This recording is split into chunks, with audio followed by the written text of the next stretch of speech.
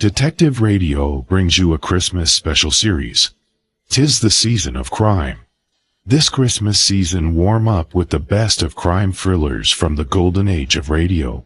Immerse yourself in the most captivating holiday mysteries, featuring legendary detectives like Dragnet, Sherlock Holmes, Hercule Poirot, Inspector Hinault, and many more Christmas-themed crime dramas. Like, subscribe, and stay tuned to Detective Radio for all the latest updates.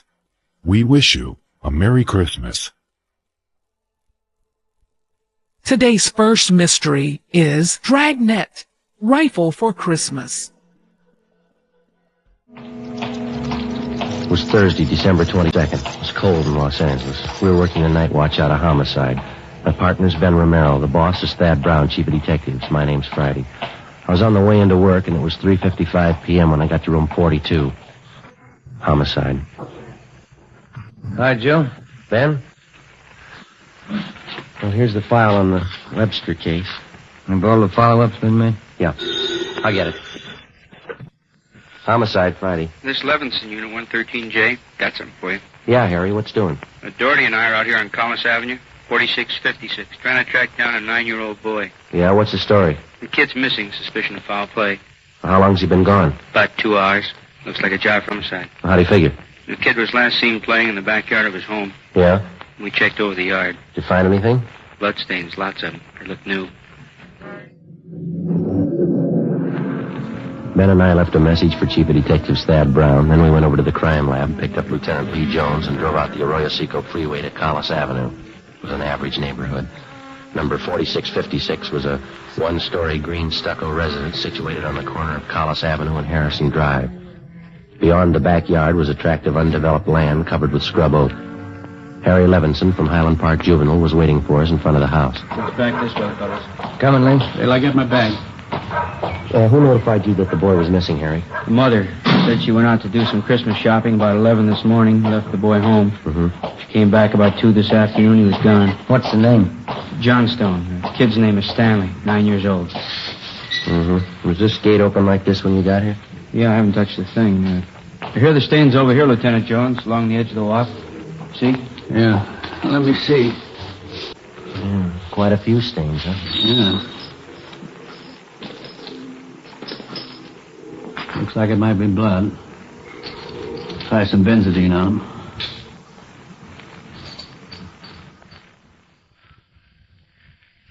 There we are. See what happened? Where's the kid's mother now, Harry? Yeah, in the house. Doherty's talking to her. Did you talk to any of the neighbors? People next door, the ones on this side.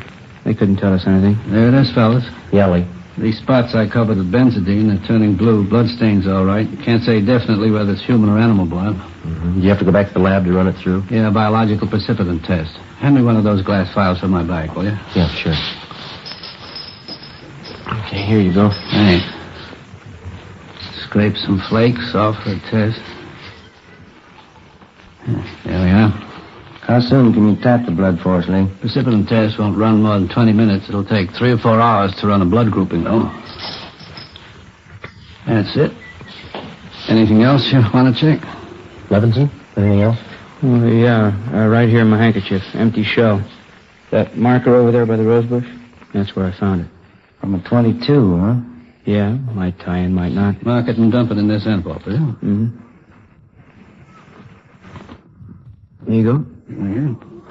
Did you get out a missing broadcast on the boy, Harry? Doherty did about a half an hour ago. Here's a description here. Thank you. Your mother know about the bloodstain? No, we didn't tell her. She's worried enough already. And she has no idea what might have happened to her boy, huh? No more than we do. She checked all her friends and relatives. We're covering the neighborhood. No trace so far.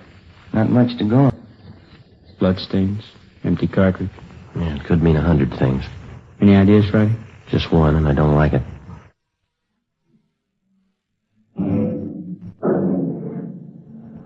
"4:30 p.m. Thursday, December 22nd. The neighborhood search for 9-year-old Stanley Johnstone continued. Lee Jones went back to the crime lab to start the precipitant test and the blood grouping. Levinson and his partner Doherty from Highland Juvenile stood by. We called Chief of Detectives Thad Brown, and he ordered up a special detail to aid in the search for the missing boy. Ben and I questioned the boy's mother, Mrs. Ruth Johnstone, a woman in her early 40s. She seemed fairly calm under the circumstances. Miss Johnson, is your boy Stanley in the habit of wandering off without telling you where he's going? No, he's not in the habit of wandering off, but he has done it before. Well, when was the last time, Miss Johnson? You don't have any children, do you, Sergeant Friday? No, ma'am, I'm not married. Well, there comes a time in every young boy's life when he feels it is time to leave home, go out on his own. Usually happens somewhere around 8 to 10. I think I know what you mean. I have a boy. Well, then you know how it is. My husband and I scolded Stanley one afternoon after school, and he was quite put out about it. Thought George and I were fair. Packed a few of his things and left. Well, how long was he gone? Oh, no time at all, about 2 hours. I was worried about him, but my husband said to leave him alone. Said every boy had to go through that stage. Mm-hmm. Well, then you think that he's run away from home again this time? Yes, I think so. He's been gone about 4 hours now, and I have a funny feeling about it. Did you and his father have some misunderstanding with the boy recently? That's just it. We haven't. I don't mind telling you now that we're talking about it. I am getting worried. Well, is there any place around that he might like to visit? A hobby shop, playground, someplace he might be? Yes, there's Jensen's model shop, Little Shannon Burroughs, but I've already called there and he hasn't been seen all day. I've called all his friends and they have no idea where he is either. Well, we'd like a list of all of his friends and the places that he was known to frequent. Yes, all right, I'll give them to you. Where do you suppose he is? Where's your husband now, Miss Johnson? At work. George works for the city. He's a fireman. What house is he stationed at? Engine Company 12. He's working the A platoon. He'll be home tomorrow morning. I haven't told him Stanley's gone. Well, is there any chance that the boy might be down at the firehouse with his father? No, he seldom goes down there anymore. No, I don't think he's there. I'm awfully worried. May I call my husband? Well, certainly. Go right ahead.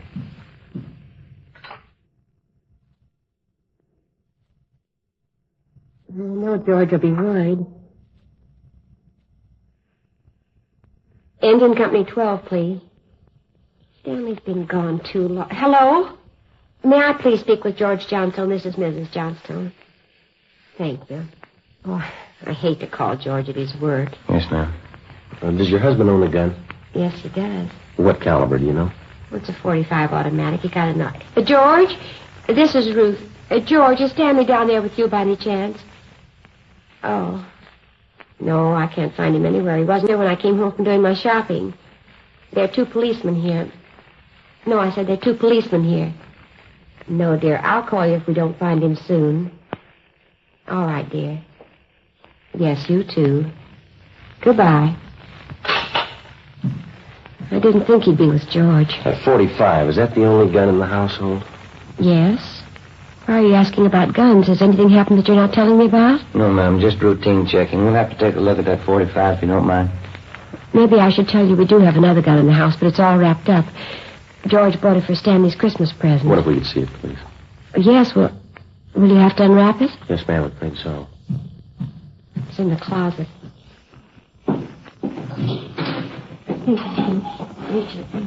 We had to hide it. Let me see. Look, there's a paper it was wrapped in. Stanley must have found it. It's gone. You see, here's the gift card and the box the gun came in, the rifle. I wonder if I could look at that box, ma'am. Thanks. How about it, Joe? .22 caliber. Thursday, December 22nd, 5:15 p.m. It was getting dark. The search for the missing boy continued. We checked the list of Stanley Johnstone's friends. None of them or their parents had any idea of his whereabouts. We talked with Levinson again. He'd been in touch with the detail combing the neighborhood. They'd found nothing. We went down to Collis Avenue and 10th Street, service station on the corner.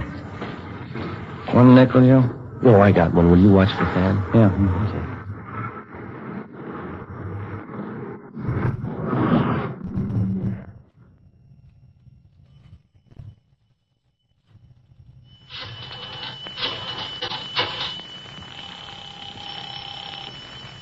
City Hall? 2667, please. 2667?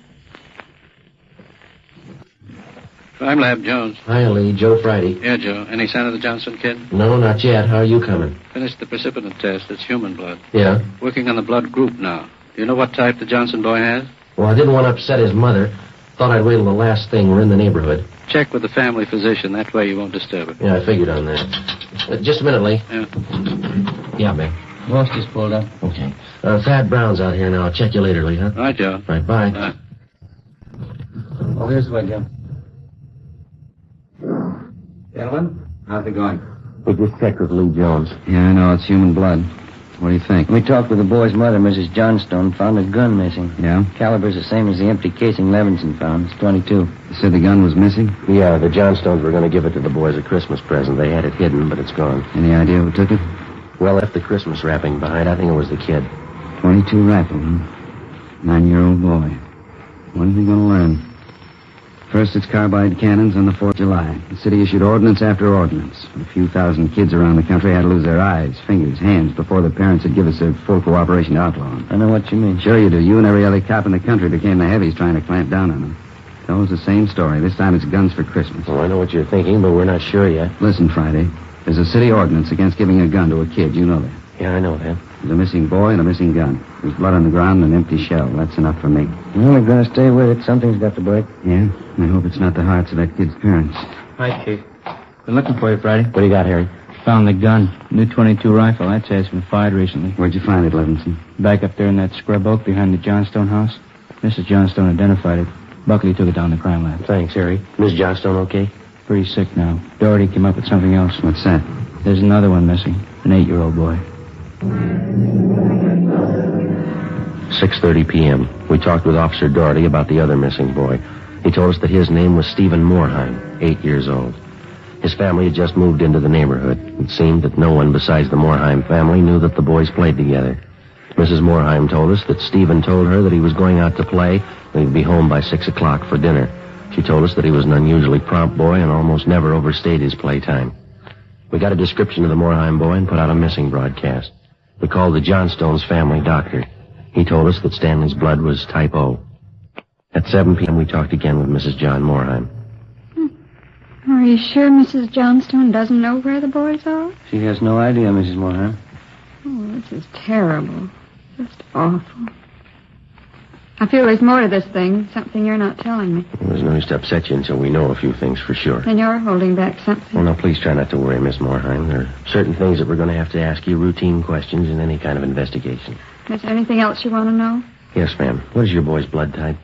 A funny question. Do you think anything's happened to him? Have you found him and you're not telling me? No, ma'am, we haven't found him, and we don't think anything's happened to him. His blood type. Yes, ma'am. Well, I think I have it written down in Stevie's baby book.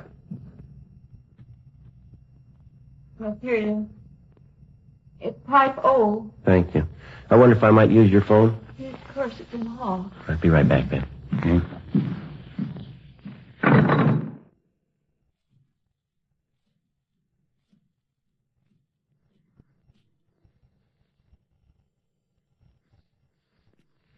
City Hall. 2667, please. 2667? Crime lab, thank you. Hello, Ray. This is Joe Friday. Is Lee there? Just a minute, Joe. Take 2, Lee. Jones speaking. Checking back, Lee. Did you get the blood types on the 2 missing boys? Yeah, both type O. So were the stains, Joe. Type O.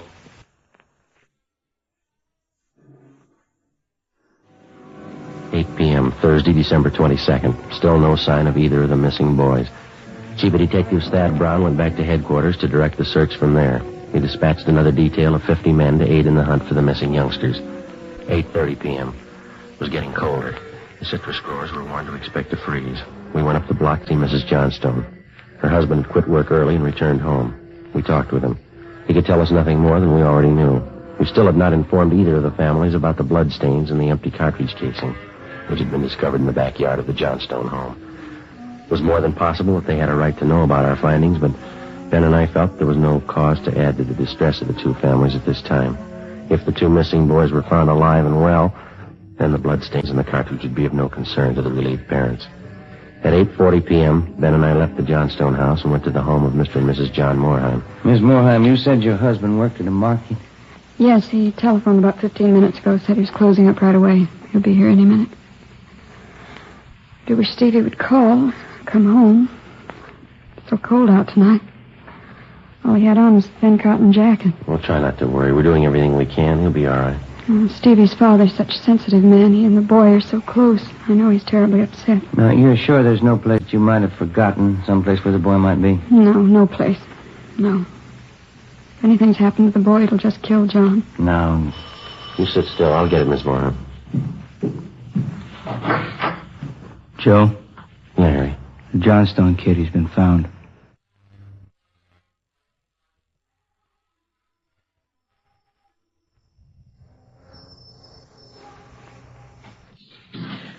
He's home, Sergeant. He's come home. Thank God he's all right. Well, where's he been? Did he tell you? No, he didn't. His clothes are all dirty and he's acting strange. I've never seen him like this. How do you mean, Miss Johnston? Well, he just came to the front door and said, "Hello, Mom." And he sat down in a chair and stared at the floor. Won't talk to his father or me. Do you mind if I talk to him? No, go ahead. I asked him about the little Moorheim boy, but he wouldn't tell me a thing. Where is he now? Right over there in the living room. Looks all right. Yes. Son, this is a police officer. He wants to talk to you. Don't be afraid, dear. He only wants to ask you some questions. Son. You see, Sergeant? Stanley, look at me, son. Come on, youngster, get your head up there. That's better. You had your mother pretty worried, you know that. You want to tell us where you've been? We should try to get him to eat a little something. You hear that, son? Want something to eat? Stanley, there's another little boy up the street who hasn't come home. You know where he is? His father and mother are worried about him, too. Just like your folks were. We're going to ask you to help us find him. I killed him. I killed Steve with the .22. We were only playing, but I killed him. How do you know you killed him? Maybe he's only hurt now, isn't that it? No, he's dead. I know he's dead. The gun went off, and we forgot we put bullets in there. Where is he, Stanley? I hit him. I was scared. I didn't want anybody to find him. Where did you hide him, son? In a cave up on the hill. I didn't mean it. He was my pal. Do you want to show us where, Stanley? Yes, I'll show you. Please, don't send me to jail.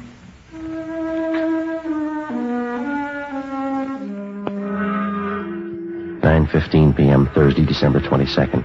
9-year-old Stanley Johnstone led the way up the hill behind the backyard of his home. He showed us the wagon he moved the body in. His father came along with us. About 50 feet from the crest of the hill, the boy pointed to a thicket of scrub oak. There we found a small cave holding the body of Stephen Moorheim. There was a single bullet wound in his chest, just below his heart. He was dead. We covered the body. Stanley, how did it happen? I knew my folks were going to give me the gun for Christmas. I knew where it was, and I got it.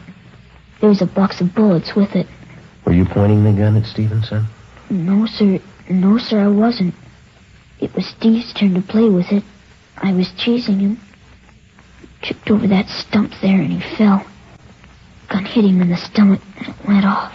Well, why do you think you killed him if you're telling us the truth? I'm telling the truth. Honest, that's the truth. Well, I believe you, son, but why do you think you killed him? It was my gun. Stevie'd still be alive if I didn't go and get it. He should have waited till Christmas. It's all my fault. Well, where have you been all this time? In the cave with Steve.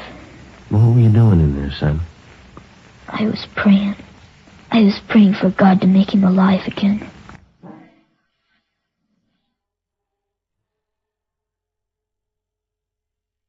After a thorough investigation, Ben and I were convinced that the shooting of Stephen Moorheim was accidental. Lieutenant Lee Jones' findings substantiated the Johnstone boy's story even to the smallest detail. We put in a call to the coroner's office and acquainted him with the facts. He designated a local mortuary to handle the body pending autopsy and granted us permission to remove the body to the Moorheim home. Mrs. Moorheim collapsed. The family doctor was called. Ben and I sat in the living room to wait for John Moorheim, the dead boy's father. Edith? Edith? Mr. Moorheim? Yeah, you the police? Yes, sir.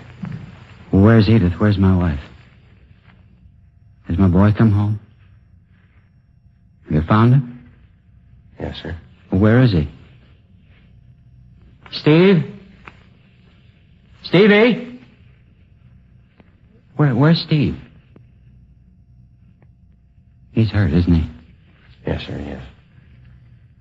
Well, where is he? I want to see him. He's hurt bad, Mr. Moorheim. Where is he? I want to see him. How bad? Pretty bad. He's dead. All right, if I go in. Yes, sir, if you want to. Will you go with me? Sure. Don't make it any harder on yourself, Mr. Moran. I want to see my boy.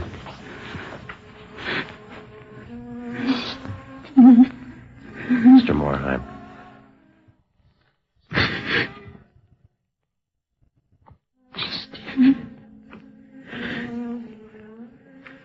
Listen to me, son. We got you a lot of nice things for Christmas. Everything you wanted. I got you the 3 new cars for the train. That one with the searchlight on it really works, son. Got you that new switch you wanted. A lot more track. Oh, now you can have big layout.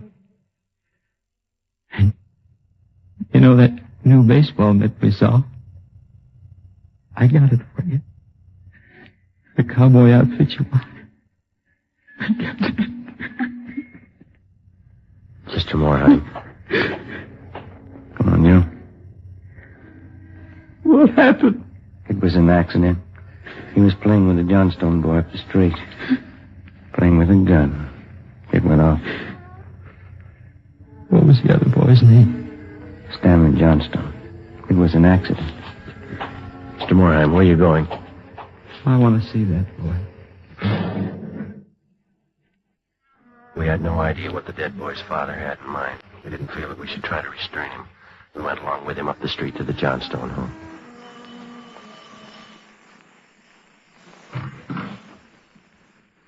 I'm Stevie's father. Where's your boy? I'm sorry.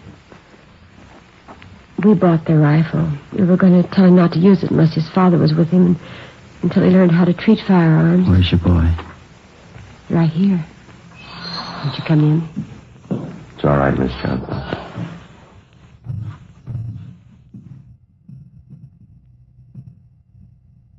You the boy that was with Stevie? Yes, sir. What's your name? Stanley. No, it wasn't your fault, Stanley. What if you do something for me? Yes, sir. I've got a lot of nice presents for Stevie. I know he'd want you to have. Christmas Eve. Mom? I think that'd be a fine idea, son. Come on, Ben.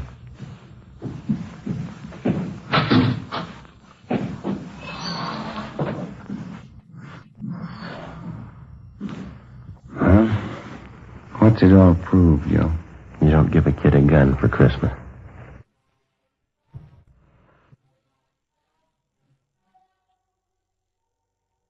The story you have just heard was true. Only the names were changed to protect the innocent. On December 24th, 1948, a coroner's inquest was held in the county morgue, city and county of Los Angeles, state of California. In a moment, the results of that inquest. At the coroner's inquest, it was officially recorded that Stephen Moorheim's death was the result of an accident. Stanley Johnstone was absolved of any legal responsibility for his friend's death.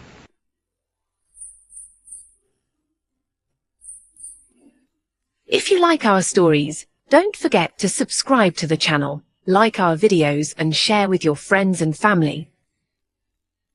Up next, you will be listening to Sherlock Holmes, Adventure of a Christmas Bride. And now how about that Christmas bride, Dr. Watson? Her name was Ginevra, and she was the heir and only child of Lord Robert Neville, 10th Earl and 54th Baron Pensdragon, of Pensdragon Castle. Yes, I shall never forget my first glimpse of that ancient and somewhat forbidding edifice. The walls grey and bleak, without their summer covering of ivy.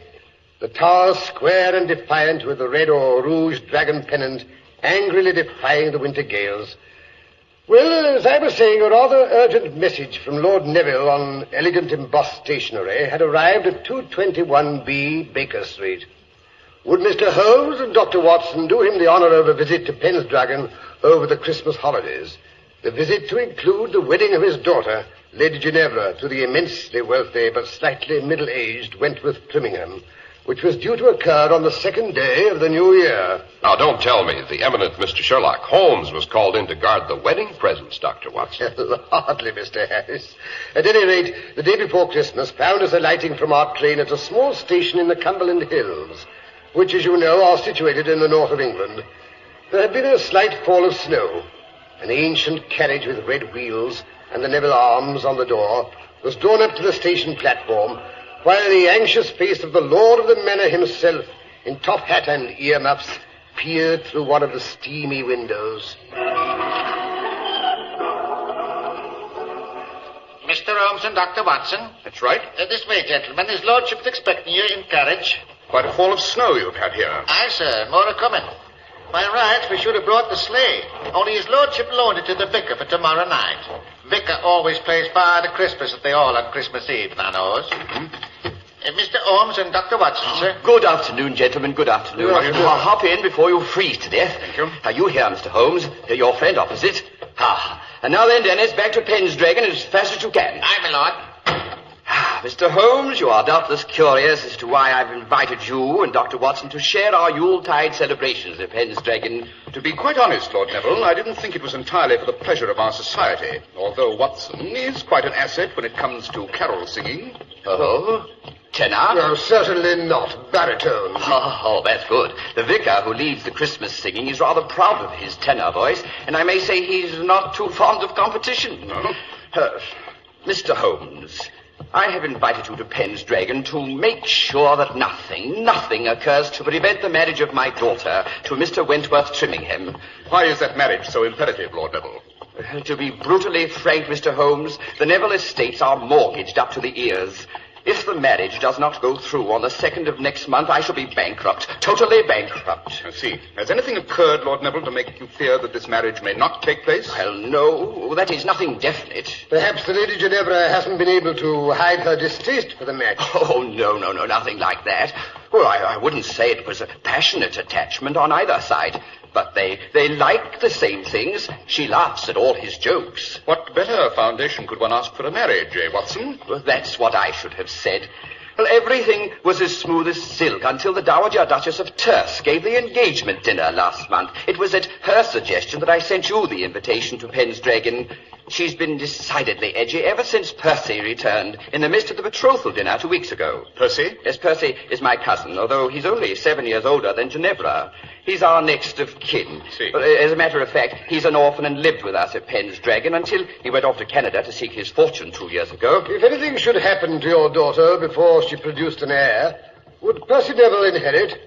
Yes, Dr. Watson. Both the title and the estates. Percy Neville's return was unexpected, I gather. It was. Unexpected and melodramatic, to say the least. The betrothal dinner was being held in the great hall of Pendragon Castle. My daughter had just risen to return the bridegroom's toast. As she lifted her glass, a casement window was thrown violently open, and Percy walked in out of the night. And now I should like to make a toast to my future bridegroom. Percy! Good heavens, Percy, is it really you? I'm sorry to make such an abrupt entrance, Lady Terce, but I came as soon as I received news of the engagement. Percy, why didn't you let us know you were coming? Let you know. Let you know when you never bothered to answer my letters. But, Percy, we never received any letters. We thought you'd forgotten us. I had forgotten. As if that would have mattered. Percy, that's not true. You know how fond we are of you. How touching. Percy, this is Wentworth. Wentworth Trimmingham, my future bridegroom. So, this is the little man they've sold you to. Stop that. Stop it at once. I'm very fond of Wentworth. Are you, my dear Ginevra? Percy, why do you look at me like that? To think you should so soon forget our family motto. Ne vile velis. The name Neville means that, you know. Ne vile velis.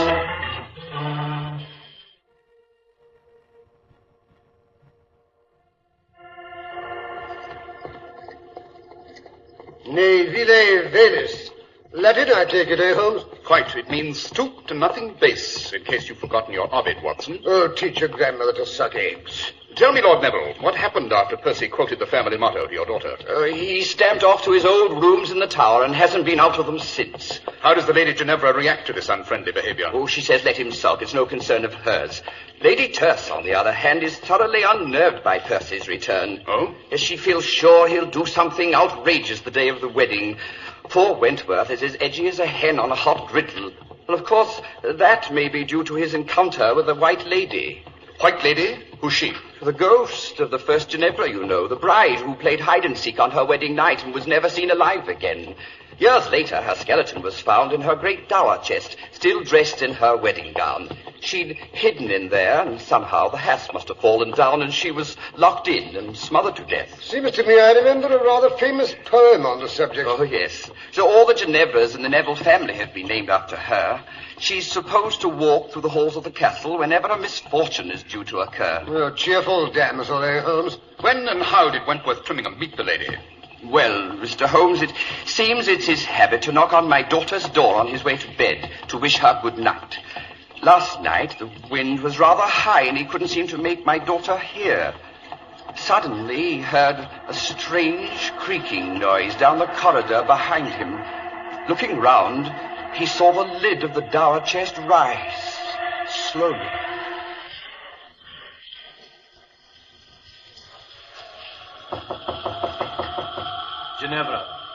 Ginevra, my dear, it's I, Wentworth. I've come to bid you good night. Ginevra, are you there? Ginevra! Who calls me? What was that? Good Lord, the lid of the chest is rising. There's something... A woman in white. She's rising out of the chest. Who are you? The first Ginevra. You call to me. So I have come to warn you. Go away. Go away before it is too late.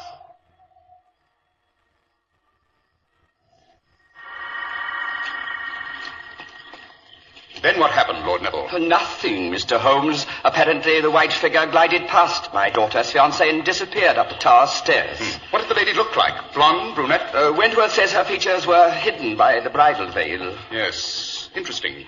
I suppose anyone in the house would have access to that tower chest. On the contrary, Mr. Holmes, too many people are possessed of insatiable curiosity. I keep the silly thing safely padlocked, I promise you. How many keys are there to that padlock? One, which I keep by me, here, on my keyring. A very wise precaution.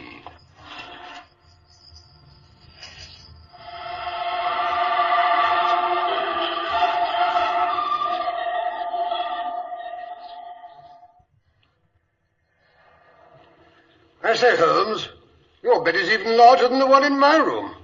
The butler tells me Queen Victoria slept there when she paid a visit in 1846. Don't look so superior, Watson. Queen Elizabeth, I'm told, slept here quite a few years before that. Oh. Come in. Oh, Lady Terce, beautiful and charming as ever. Stuff and nonsense. Glad to see you, both of you. Something's going on here. Don't like it. What sort of something are you referring to, Lady Terce? Don't know. If I did, shouldn't have sent for you. Ginevra looks as if butter wouldn't melt in her mouth. Bad sign. Percy looks like a thundercloud. That's worse. I thought Percy had locked himself in his rooms and refused to see anyone. I'd like to see anyone refuse to see me. Oh, but I'm Gavin. You'll want to view the premises. Yes. First of all, I'd like to inspect that dower chest.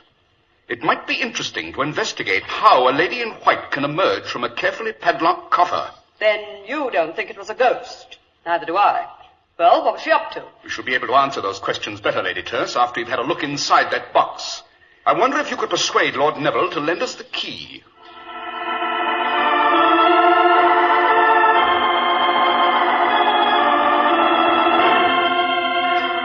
Here's the key, Mr. Holmes. Lord Neville insists I bring it back the moment you've finished with it. Suspicious old boy, eh, Holmes? Not suspicious, Dr. Watson. Fussy. Well, Mr. Holmes, why the delay? Open the silly chest. Let's see what's inside. So fast, Lady Terce, not so fast. First, let's have a look at the lock.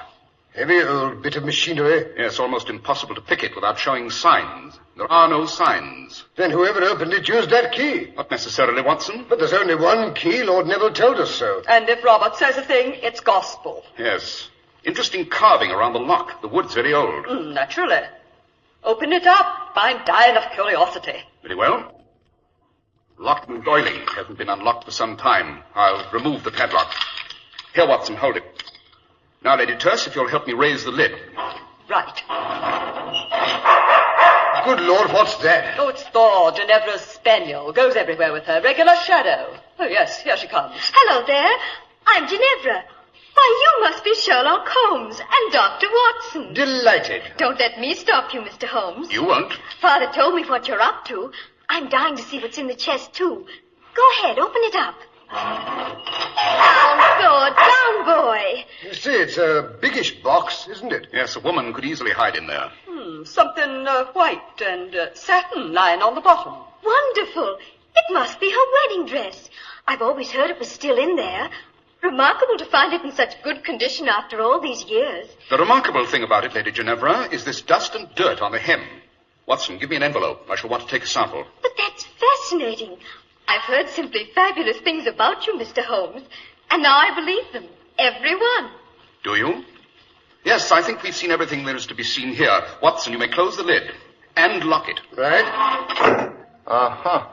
So this is Mr. Sherlock Holmes and his famous deductions. They told me you were coming. They? Who's they? I understood you'd let no one in here, not even the maid. You've overlooked Lady Terse. Try to keep her out of anything. I didn't mention Mr. Holmes, Percy. Or did I? Don't look so suspicious, Lady Terse. I've decided to be a good boy. I've even decided to come downstairs tonight and join in the Christmas Eve festivities. Percy, that gleam in your eye. I've known you too long. You're up to something.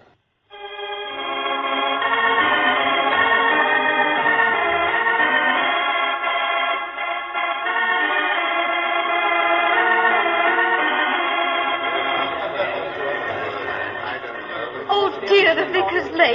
Down, Thor. Oh, calm yourself, Ginevra. He'll be here. But Percy, the snow's so deep. What if he can't get through? Now, don't worry. The sleigh is light, and he has Vixen, the best horse in the county. Nothing can pass her, you know. Oh, dear, I hope so. No, Thor, down. What ails the dog? He may prove to be a bit of a problem, don't you think? Goodness, I hope not.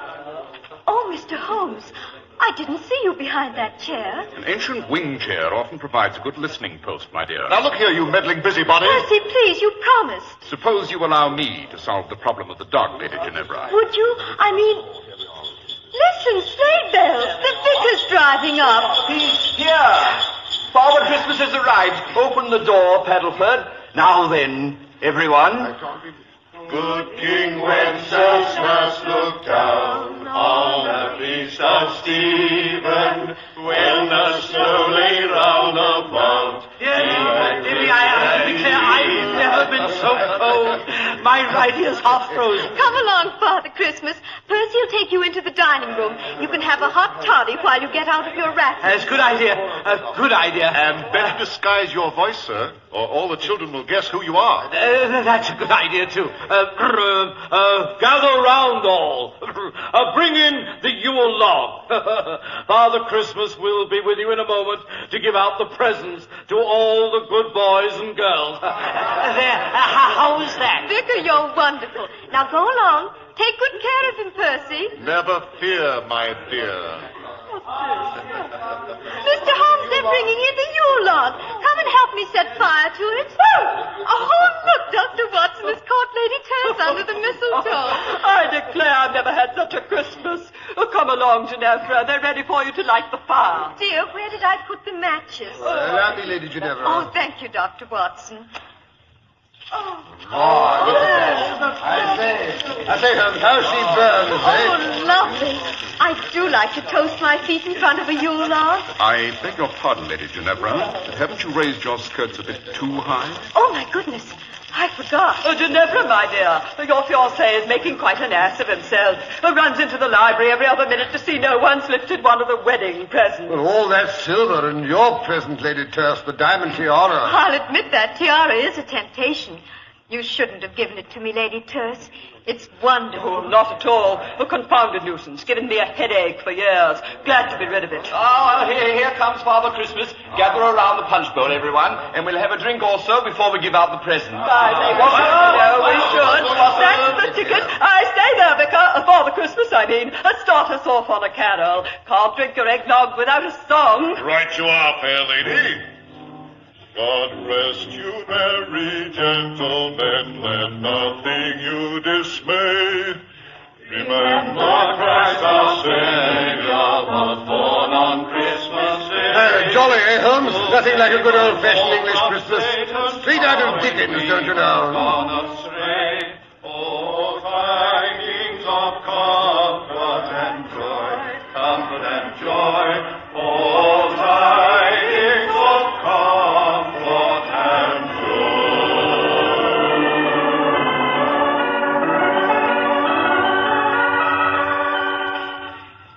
Hello there, Father Christmas. Not leaving us so soon. Well, that is a long ride home. Must get going.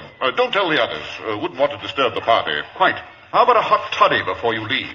Stirrup cup, you know. No, haven't time. I thought you might say that, so I prepared this jug full of grog. Keep it well wrapped. It'll keep you warm. It's a long, cold drive to Gretna Green, but... What, Mr. Holmes? No time to waste. On your way, Father Christmas. Think of me when you drink the grog. We will. Wassail! Wassail, Merry Christmas. And a Happy New Year. Hello, what's this? Vicar off so soon? Yes, Lord Neville. He seemed in a hurry to get home. Oh, can't blame him. It's a cold night. Let us get inside before we freeze to death. Good idea. Oh, I say they're ready to start the dancing. Wentworth's trying to find Ginevra so they can lead the lancers. Help! Who's that calling? Oh, good heavens, what's that? Get me out! I'm locked. Someone's got himself locked in the dungeon. This way. The entrance is through the dining room. I was hoping for more of a head start. What's that? Nothing at all. Ah, this is the door to the dungeon. Let me out! Let me out, I say! Yeah, the door is bolted. Just a moment. Get me out of here! Good Lord. It's the vicar down there in his underwear and trussed up like a New Year's goose. This is an outrage! Get me out of here! But if the vicar is here, who drove off in the sleigh? Presumably an impostor who stole the vicar's clothes. I thought it might be, you know, when I heard Father Christmas sing bass. Say, Holmes, where are you? Lady Ginevra, her fiancé can't find her anywhere. She's disappeared, vanished into thin air. Great Scott! Someone get the vicar out of the dungeon. I've got to find my daughter. Oh, Mr. Holmes, come quickly. Ginevra's disappeared. Her dog is crouched in front of the dower chest, howling. Oh, hurry, gentlemen. The same scoundrel that locked the vicar in the dungeon has undoubtedly put Ginevra in the dower chest. I only hope we're not too late, eh, Holmes? Wentworth's tried to break the chest open, but the dog won't let him near. There, you see? Easy, Thorpe, boy. Yes, I know what you're trying to say. We'll get her out. Oh, confound it, the key. Lady Terse, what did you do with the key? But I gave it back to you. No, you didn't. Oh, yes, you did, too. Quite all right, you know. No key needed. The wood's so old and the staples so loose, it's quite possible to lift the lock right out, like this. That's it, I'll raise the lid. Great Scott, there's nothing in there but a roast of beef. Yes. Thor's made off with it, I'm afraid. That explains his interest in the chest. But if Ginevra isn't here, where is she? With Father Christmas, I imagine. They're heading for the Scottish border in the sleigh. You'll never catch them, I'm afraid. Oh, of course, she's eloped with Percy. So she did talk him round. Good for her.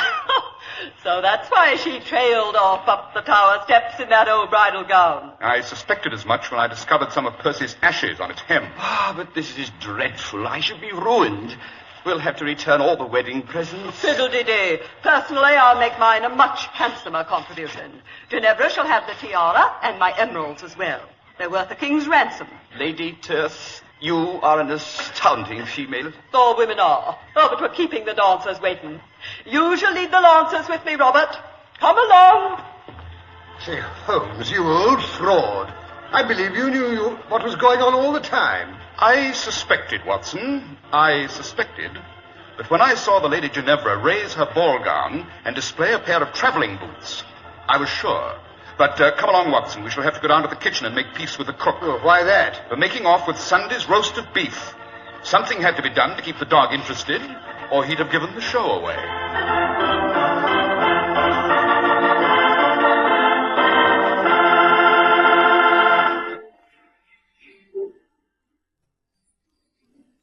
If you like our stories, don't forget to subscribe to the channel, like our videos and share with your friends and family.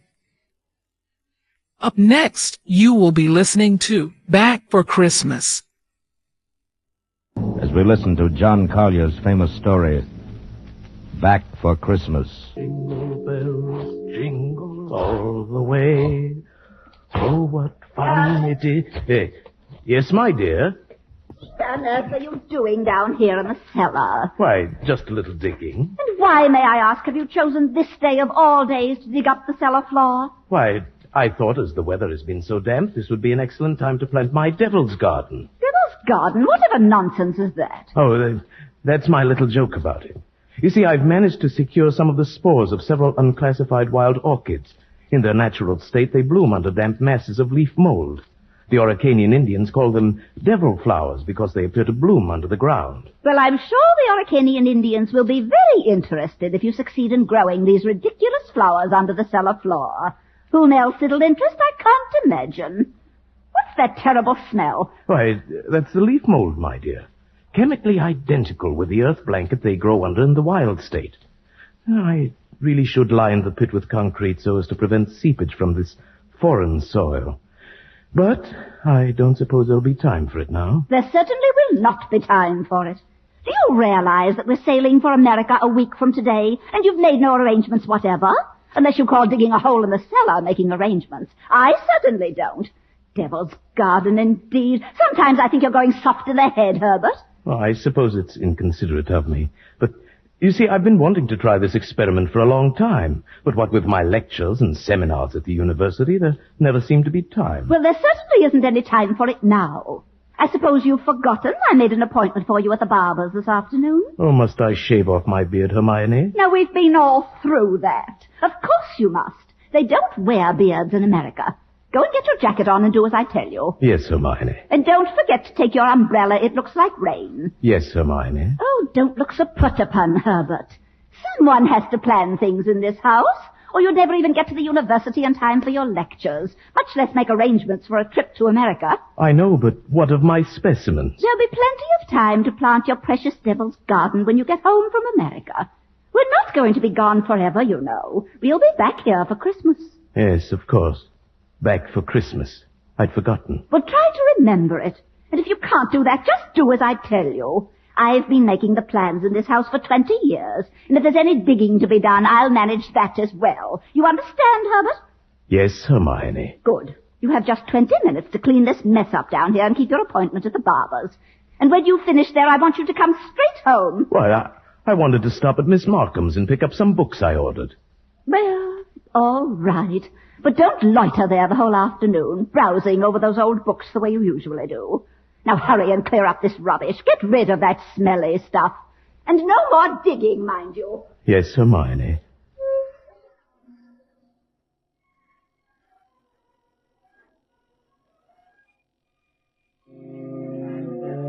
Yes, Hermione. How many years have I been saying that? 10 years? 15? 20? Clear up the rubbish. Yes, Hermione. Don't forget your umbrella. Yes, Hermione. Do this, do that. Yes, Hermione. Yes, yes, yes. How much longer can I stand this?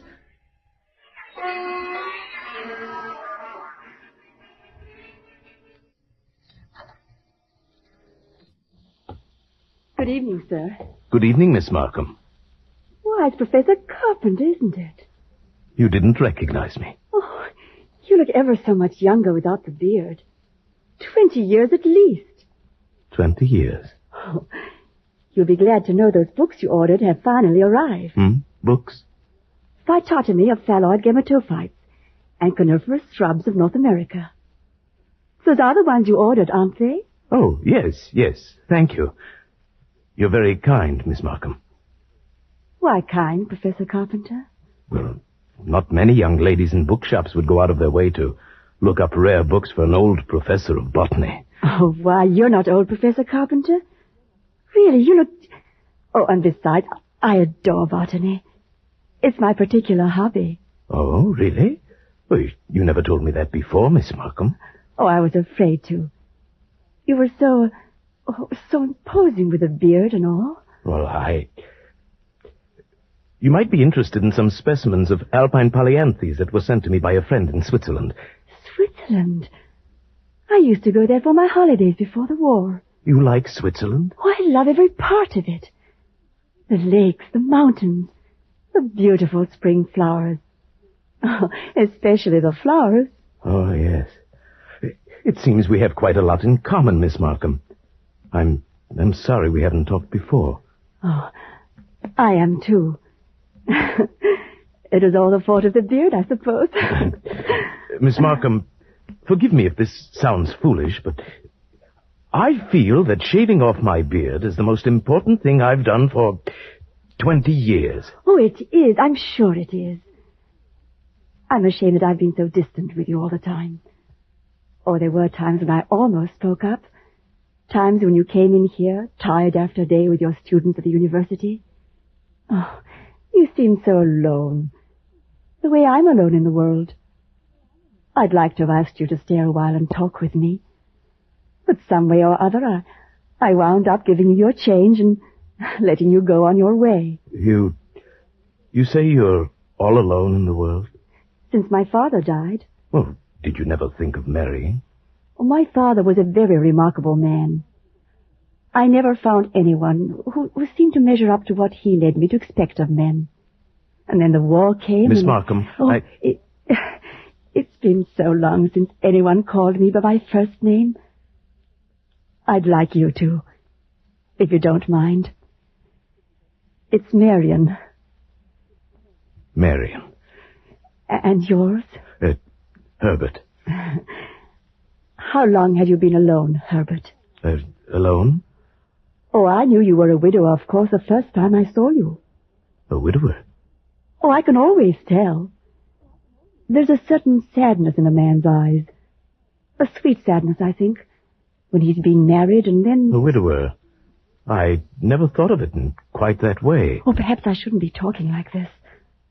But I've often wondered what she must have been like. Your wife, I mean. Hermione? Not an easy woman to forget. Very strong. Always managing things. The house, my wardrobe, my friends. When we dined at a restaurant, she even ordered my food. She was always managing things. You might say she managed herself to death. Oh, poor woman. She must have loved you very much. But she needn't have put herself out so. It's plain to see you don't need things managed for you. You need companionship, I think. Someone sympathetic with your work. But the last thing on earth you need is a manager. How well you put it. The last thing on earth.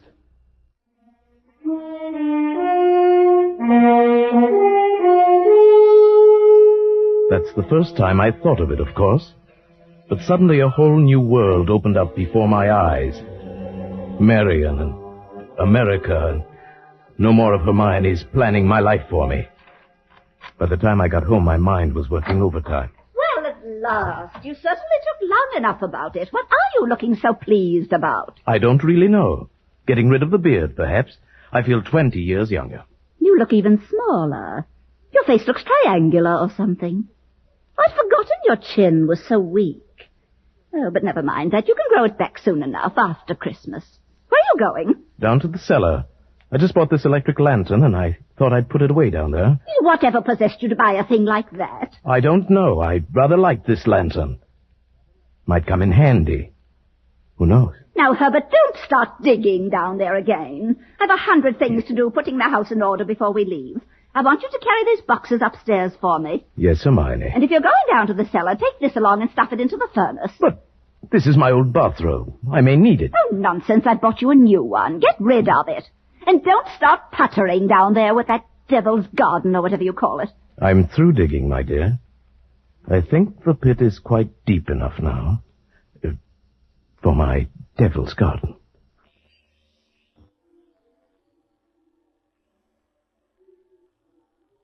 It would all have to be carefully planned, of course.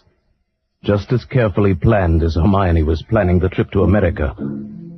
We both went about our respective engagements as the days passed.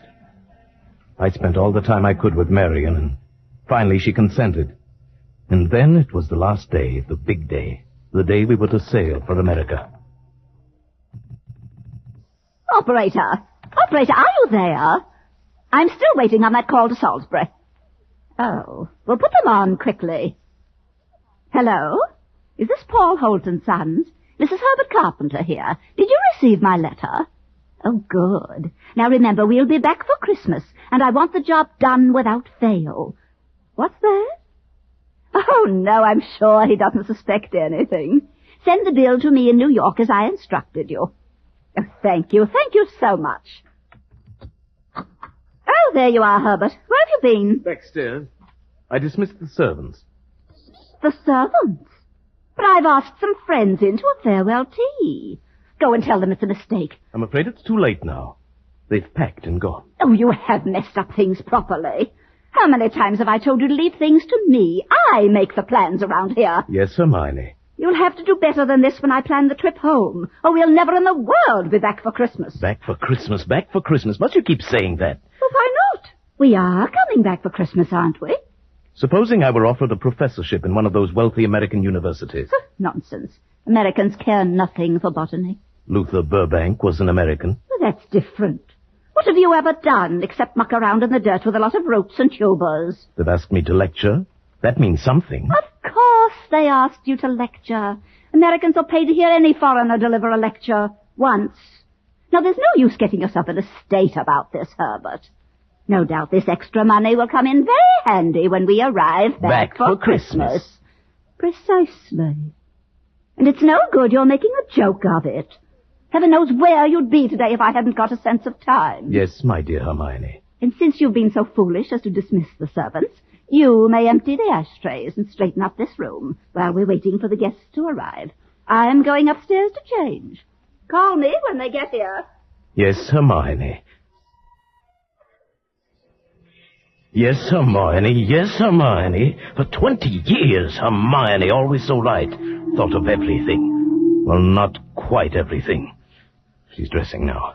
Safe to call Marion. Oh, if Marion were to change her mind now. If she had any idea I was not a widower. Hello?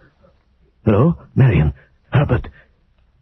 No, my darling. Nothing's wrong. My plans are the same. Unless you've changed. Good. We'll meet in New York as we planned. Yes, I do love you, my darling. I'm sorry, I can't talk any longer. Yes, I'll meet you in New York a week from tomorrow without fail. Goodbye till then. Herbert, were you talking on the phone just now? Yes, Hermione. Whoever was it? Freddie Sinclair, of course. Oh, didn't I hear you say something about meeting somebody in New York? Why, yes. Old Freddie said he might possibly get out to America before we leave, and I said, of course, we'd meet him there if he decides to go. That seems very peculiar. But then all of your friends are peculiar. Yes, Hermione. And just look at your jacket. Have you been digging in that cellar again? Yes, Hermione. Well, there's no need for it. You can't possibly get that Devil's Garden thing finished. Go and change your clothes before the guests arrive. Yes, Hermione. Oh, never mind. I see somebody coming up the walk now. Go and let them in. Yes, Hermione. Herbert. Yes, my dear. Look out the window. There's Professor and Mrs. Hewitt. But who's that with them? Why, Precisely. Freddie Sinclair. Peculiar. You should have been talking to him on the phone not 3 minutes ago. And now here he is. Yes, isn't it? But then, as you say, Hermione, all of my friends are peculiar. Not half so peculiar as you. Digging in the cellar an hour before we leave for America. Just look at yourself. And now that I think of it... Yes, Hermione? Oh, never mind. Go and let them in. You were going to ask me something, Hermione. But the hole I'm digging in the cellar. Oh, good heavens. Stop rolling your eyes about that way. One would think you were digging a grave down there instead of a storage bin. Yes, Hermione. What's that? I said yes, Hermione. Oh, bother. Open the door and stop saying yes, Hermione. I think, my dear, I've said it for the last time.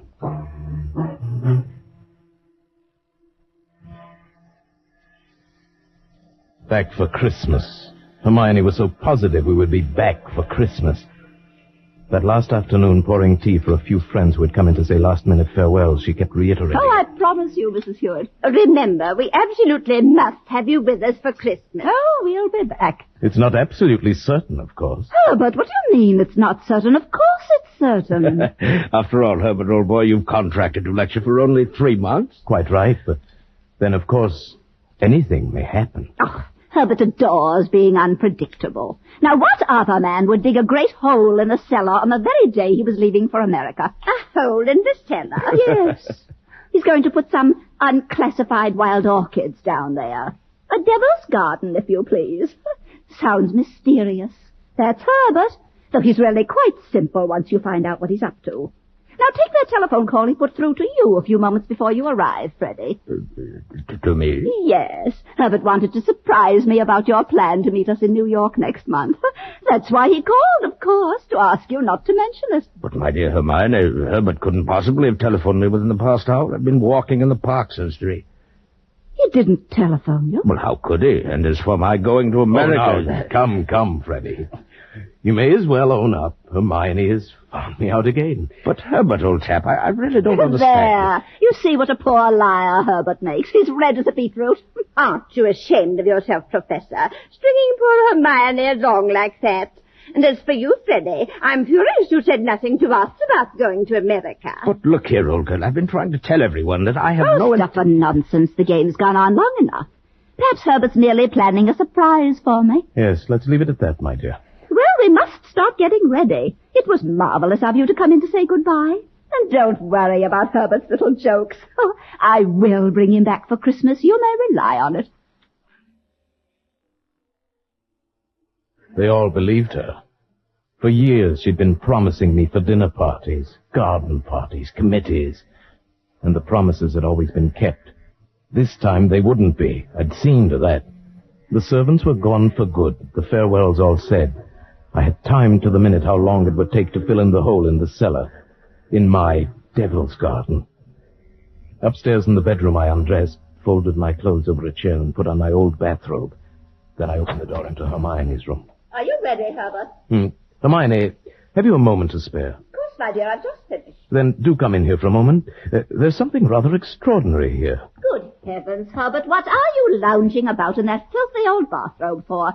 I told you to put it into the furnace. I shall do it today, yes. I really will, I promise. Well, high time.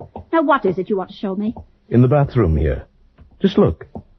Who in the world do you suppose dropped a gold chain down the bathtub drain? Nobody has, of course. Nobody wears such a thing in this house. Then what's it doing there? I don't see anything. Here. I'll hold this flashlight for you. If you lean right over, you can see it shining deep down. Oh, such a lot of nonsense. Just listen. I don't see it, Herbert. Go on looking, Hermione. In just a moment. Herbert, I absolutely refuse to wait. What's he doing?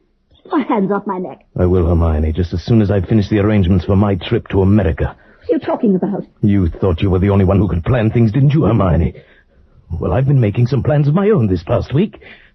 In exactly 2 minutes, you'll be dead, Hermione. You see, 2 minutes. I've planned it very accurately. You'll never get away with it. Let me go. I thought you'd say that, but I will get away with it. You won't mind the smell of the leaf mold down in the cellar when I take you there today. Yes, that's where you're going, Hermione. Into my devil's garden that annoyed you so much. Oh. The soil is full of clay. It won't settle too much. In a month or so, it won't even look as if it had been dug up. My friends, they all expect me back for Christmas. They don't hear from me, they'll wonder. If I don't come back, they'll start asking questions. Oh, no, they won't. Because you'll write them letters, Hermione. On the typewriter, as you always do. They'll be signed H in that neat, cryptic way you always sign your notes to your friends. Let me up. No. It won't work, Herbert. You never were any good at planning things. Oh, but I've changed, my dear. I've learned from watching you all these years. The lecture people in America, they'll expect you to be traveling with your wife. I will be traveling with my wife. But her name will not be Hermione. Oh. Fortunately, they've never met you. I'll write a few letters home for you. Then fewer and fewer. Write letters signed with my own name. Always expecting to get back, but never quite able to. Keep the house 1 year, and then another and another. They'll get used to it. Might even come back alone in a year or two and clear it up properly. Say you died in America. Nobody will ever suspect you're lying under the floor of the cellar in this very house. Oh, but it won't work, I tell you. That pit you dug in the cellar, I can assure you, my dear Hermione, will serve its purpose well. Sorry, my dear. I've got to get this done on schedule. You have just 5 seconds to say your prayers. Oh, but you must listen. The cellar. Don't do it, Herbert. Herbert. Oh. Hey.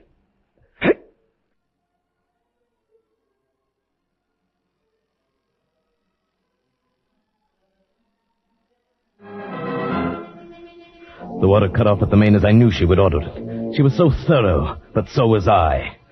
Strangulation. Nothing to wash up. The electric current shut off exactly at 1 o'clock, just as she ordered it. She thought of everything. So did I. My nice new electric lantern. Plenty of light to work by in the cellar. The old bathrobe she wanted me to throw away came in handy now if there should be any chance blood stain. Then into the fire with it afterwards, the last evidence of my devil's garden. It was going well. Still an hour till I had to leave the boat. The hold was almost filled. No. Oh, no, not now. Go away, please. Whoever you are, go away. Did I lock the front door? If it's the Wallingfords... Oh, no. Go away. Go away. I say, Herbert, old thing. Woo-hoo, Hermione. Just keep calm, quiet. They won't look down in the cellar. Keep calm. They'll go away. Where the dickens can they be? Oh, the car's there. Maybe they popped round to Liddell's. Oh, it must be. Oh, the shops, maybe. Something the last minute. Oh, let Hermione. Shall I shout? Oh, don't make up me chest. No harm in a shout, my love. No, let's come in our way back. Hermione said they wouldn't be suspect. Oh, all right. Only I want a last drink with old Herbert. He'd be hurt, you know. Right, let's hurry. We can be back by 6:30. There's still time.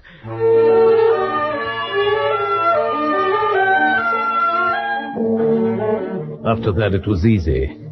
Put the finishing touches on the Devil's Garden, dress fast, get out of the house before 6:30, take the boat trade to Southampton and board the ship for America. All according to plan. Hermione's plan.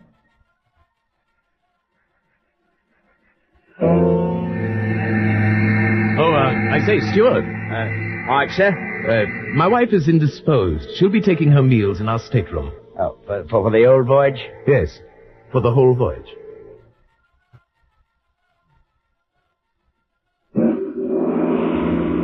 Well, I trust your wife is feeling better this morning, Professor Carpenter. Yes, a little. Not yet well enough to leave her cabin. Oh, I'm sorry.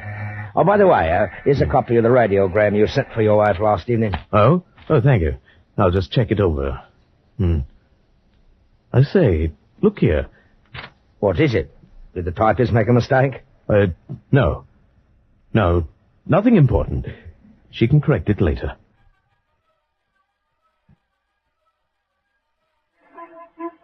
For a moment I had the feeling that Hermione had been leaning over my shoulder again, correcting what I'd written, as she always did. I had written a radiogram to Professor Hewitt and his wife. Haven't been out of my cabin the whole beastly trip. Herbert well. We now doubt we will be back for Christmas. The copy read, we no doubt will be back for Christmas. Exactly what Hermione would have written. The rest of the voyage was uneventful, and Marion and I met in New York and were married just as we'd planned. Just as we'd planned.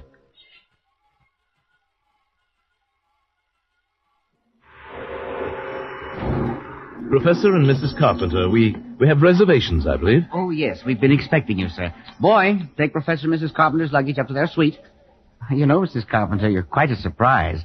Your letter reserving the rooms was so, thorough. I was expecting an older, more forbidding sort of person, frankly, ma'am. Oh, no. As a matter of fact, we're just married. But my letter reserving the room... I wrote the letter, my dear, and signed it Mrs. Herbert Carpenter. Purely a joke. Oh, what a cunning old fox you are, Herbert. Now that I think of it, I am, rather. Oh, I almost forgot. There's a letter for you, Mrs. Carpenter. A letter for me? I wonder who on earth... Well, we shall find out in good time. Come along, my dear. We're keeping the boy waiting.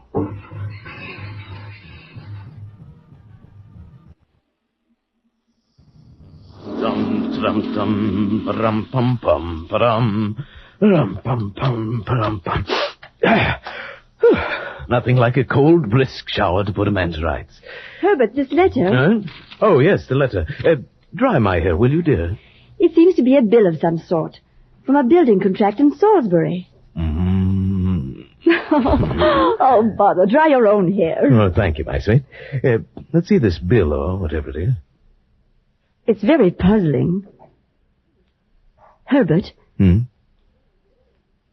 were a widower, weren't you? I mean, Hermione isn't still alive. I can assure you she is not. Let's have that letter. Dear madam, this is to acknowledge your order, together with the keys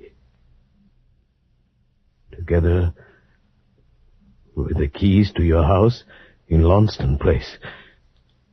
Our men had no difficulty in finding the place where your husband had begun the excavation in the cellar, but apparently changed his mind at the last moment and filled it in again. Oh, no. What is it, Herbert? Our men will begin digging tomorrow, and you may rest assured that it will be a professional job and will be completed in ample time for your surprise Christmas present to your husband.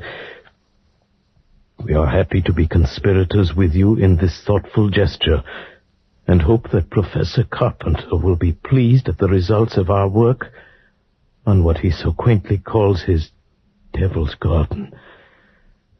Very truly yours, Paul Holt & Sons Contractors. What does it mean, Herbert? It means that Hermione was right. I will be back for Christmas.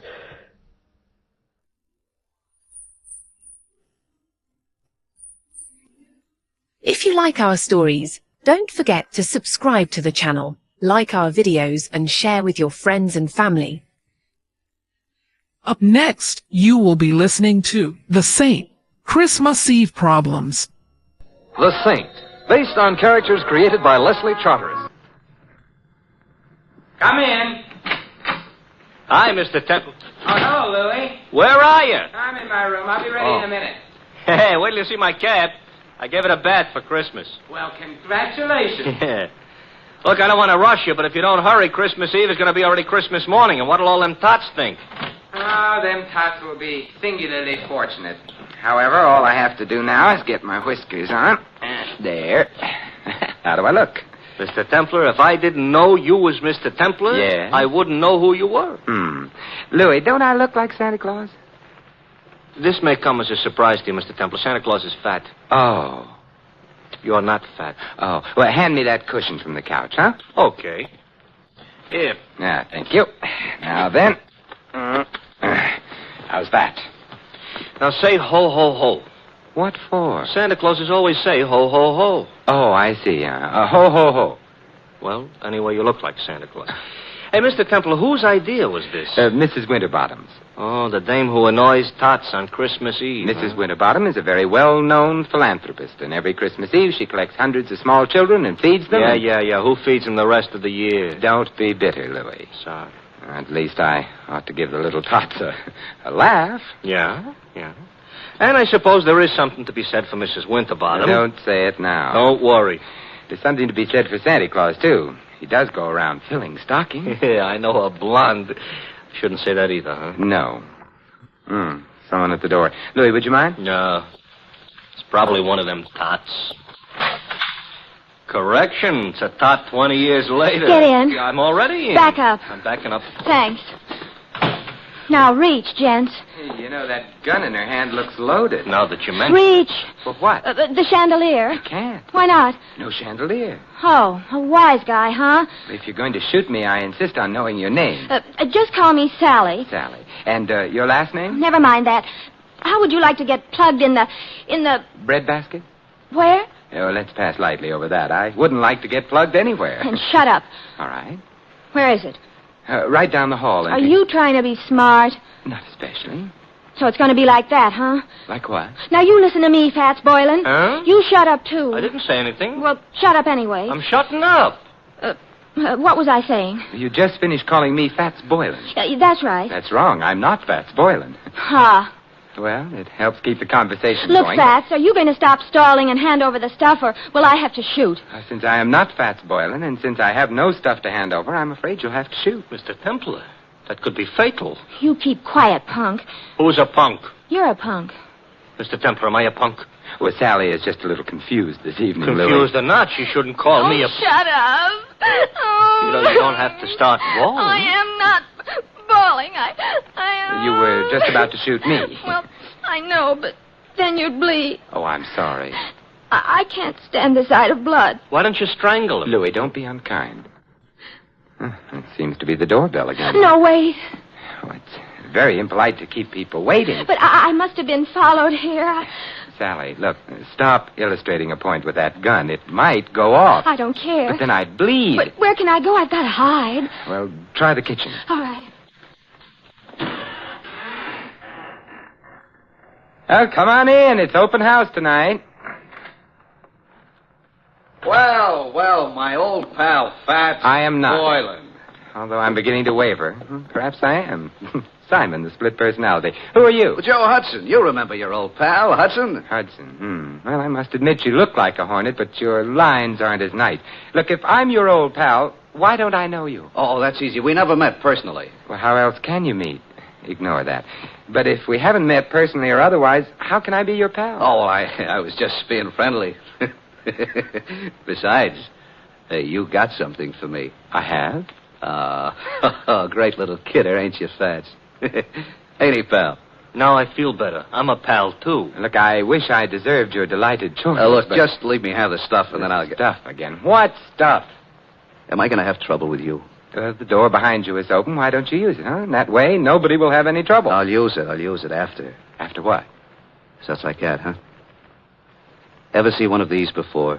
I'm afraid I'm going to disappoint you, but the answer is yes, I have. Good. And you know how it works. It shoots bullets at guys. Guys who get bullet shot at them have a habit of dying. Really? Well, then perhaps you'd better not shoot that gun at me. I won't. So gimme. So I ain't got. Well, that is I. That is, you ain't got. Thanks, Louis. Basic, I ain't a patient man. Hand the stuff over, or I don't have any stuff. Or you get shot. I'd bleed. Who cares? I do. I hoped you might. However... This could be a stall. This could be trouble, so you... You can't shoot him. Why not? It's against the law. I read it in the papers. It's against the law. Yeah, I believe you. Oh, well, so that's okay. Yeah, but I like doing things against the law. Oh, well, you could go to jail. I already been there. Well, for shooting somebody, they'll hang you or something. If somebody told them. Well, I would. You would, huh? I would. So maybe I'd better shoot you first. Well, I wouldn't want to deprive Mr. Templar of the privilege. Well, Fats, it's your last chance. Oh, not that phrase. Also, I still don't know... So it looks like I'm going to break a law. Hey, who did that? You did, you dope. I did not. This here's a plant. But you won't get away with it. Goodbye, Mr. Hudson. Mr. Templar, who made with the artillery? It must have been Sally. She's in the kitchen. She can stay there. She saved our lives, Louis. Yeah, but maybe by now she's found out she likes to shoot guns. Let's hope not. Hello. It was nice of you to frighten Mr. Hudson off. I did? You did. I didn't hit anybody? No. Oh, I'm so glad. Hey, I've got her. She's out cold. Come on, up. Put her on the couch. Come on. Up. Mm-hmm. It's a little late, but somebody ought to mention she is not a bad-looking dish. You've mentioned it.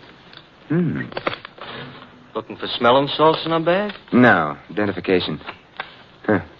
Here's a driver's license. Her name is Sally Walters. Address 49 Arden Drive. Social Security card. She's the secretary. That's what I need. Oh, take it back. She's coming, too. Better put the bag back. Yeah, but keep the gun, though. There's still some bullets in it. No. We don't want her to know we went through her bag. We're ashamed of ourselves? We're going to pay her a visit. She ain't home. But she will be after she leaves here, and then perhaps we can find out what keeps the home fires burning.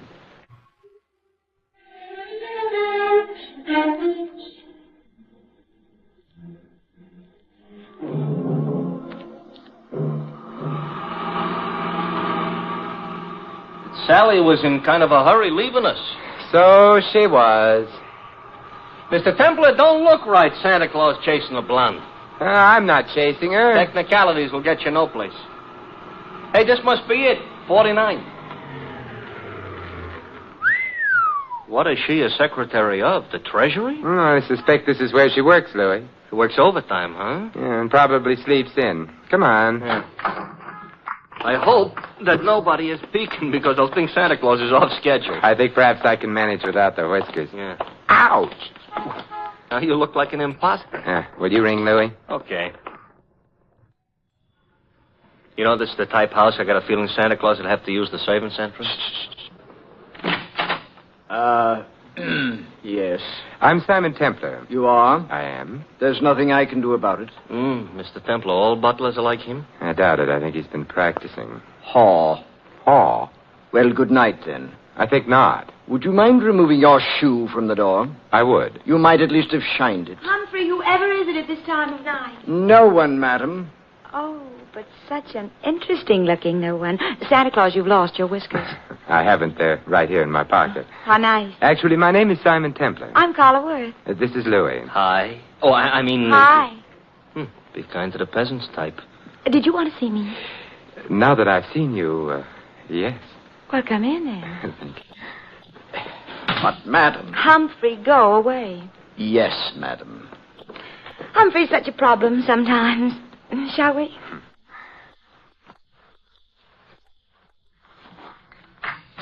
Nice? Yeah. Fire in the fireplace, books on the bookshelves, port in that decanter. Yes, would you like some? No, thank you. I just wanted to be sure the accessories were all correct. Someday, maybe I'll find some other wine besides port in the decanter. I dream. Simon, are you the one who found them? It's beginning again. Found what? My jewels, of course. Have they been lost? Simon, they were stolen. You know that, don't you? Should I? I've heard of the saint, Simon. I didn't know he was also a Santa Claus. Oh, it's a fleeting impulse. When were your jewels stolen? This afternoon. You see, Claude, my husband, that is, Oh. bought me them for Christmas. Santa Claus. Louis. Sorry. We decided to have the party this afternoon. We thought it'd be nice to have a quiet eve, so we did. The jewels were in quite a large box. There were quite a lot of them. And? Claude had hired a Santa Claus, but before the party was over, Santa Claus had disappeared. So had the jewels. Well, there must have been some precautions. Oh, there were several detectives. But the Santa Claus said he was going out to get some air while the party was on. He never came back. But he didn't have the jewels on him. The box was locked, and it was too large for the detectives not to have noticed. I see. The name of the man hired to play Santa Claus was, of course, Fats Boylan. And who may you be? Claude, this is Simon Templar. And Louis. I know neither of them. Snoops, obviously. Get rid of them. Claude likes to behave as though he were an emperor on occasion.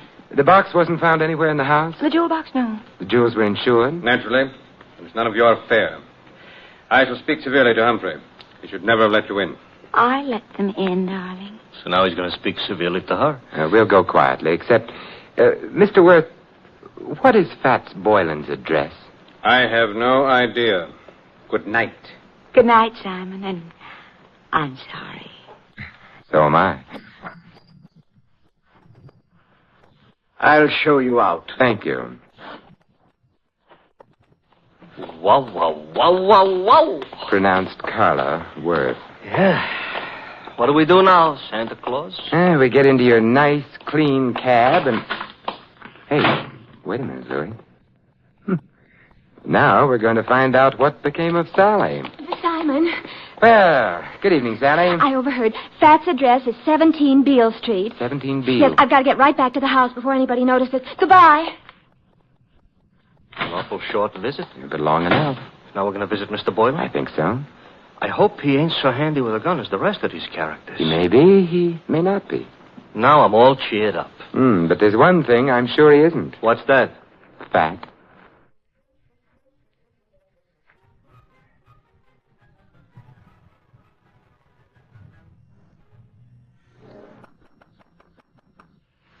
Quite a change from the Waits dump. Now this is a dump. Yeah, and Mr. Boylan would seem to be shy. Mr. Templar, you said something about the one thing he wouldn't be was fat. Why, because he was called Fats? Not exactly. Louis, I'm worried. Hey, the door was open. Yes. Maybe that means our bird has flown? Maybe. Come on, let's go in. Okay. I ain't usually so poetical, but the light's on. Yes. And the room looks funny. Looks like a hurricane came to stay for dinner. And remained for 6 months. Somebody was looking for a jewel box? And someone obviously didn't find it. The extent of the search indicates that. Nothing was left untouched. It's a funny smell in this room, you know. A couple of funny smells. Yeah. One's perfume and the other... Gunpowder. Huh? Gunpowder. That's why I ain't been looking behind any pieces of furniture. It really wasn't very far to look, Louis. Huh? He's behind the daybed. Fats? Facts, Louis. He ain't doing so good? He's dead. And Louis... Yeah? He wasn't fat.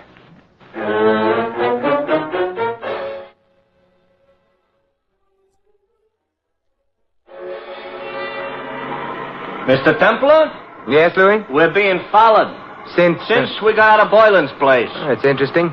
Louis, stop the cab. That'll make it easier for whoever's following us. Exactly what I want. Even on Christmas Eve, this shouldn't happen. Now what? We get out. Don't look behind you. Start walking. Here is a nice, lonely street. Mm-hmm. Everybody else is home hanging up stockings. I wouldn't mind hanging up stockings myself. Who do you think it is? I think it's our friend Hudson. Oh, I just lost 5 pounds. You mean the guy that was chasing Sally, who was all ready to shoot us until she made the explosion? Neat reminder. Oh, you think he wants our money or our life? Possibly. What kind of an answer is that? In here. Quickly. Yeah. Mr. Temple, this here alley is full of garbage cans. Also dark. You don't have to see garbage cans to know they're around. Hudson? Yes. Good evening, Hudson. What? Don't turn around. I've got a gun on you. Hey, I don't like it. Louis, take Mr. Hudson's gun away from him. Okay. Got it, Mr. Templar. Good. Aim it at him. Hey, now, wait a minute. You can't shoot me with my own gun. Why not? That ain't tactful. What other gun could I shoot you with? Your own. Hey, you mean you ain't got a... Oh, mister, you are a liar. And on Christmas Eve, too. Hudson, who hired you to follow Sally and me? It was my own idea. Louis, Mr. Hudson isn't being friendly. He ain't, huh? He ain't. Therefore... Hey, now, don't lose your heads, fellas. We've lost patience with him, Louis. We have? Shoot him, Louis. He's beginning to bore me. He's beginning to... I should shoot him? Yes. Fatal? Fatal. Okay.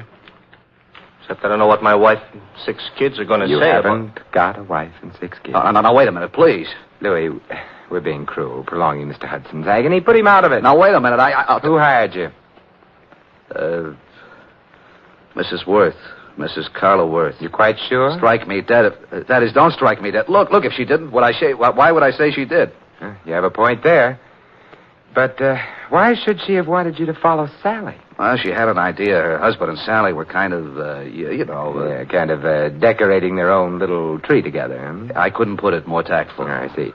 So if you got enough divorce evidence, Mrs. Worth could hold up her husband for plenty of alimony. No. No, Mrs. Worth is the babe with the dough. Mr. Worth is a very well-educated bum. Indeed. It's interesting. Louis, let me have the gun. Yeah, here. Wait, I just told you the truth. I'm sure you did. No. Mr. Templar, that's gratitude? It's necessity. Oh. We need him out of the way for a little while. He's out of the way. Now, Yeah? Now we're going to find out who else knew that Fats Boylan was thin.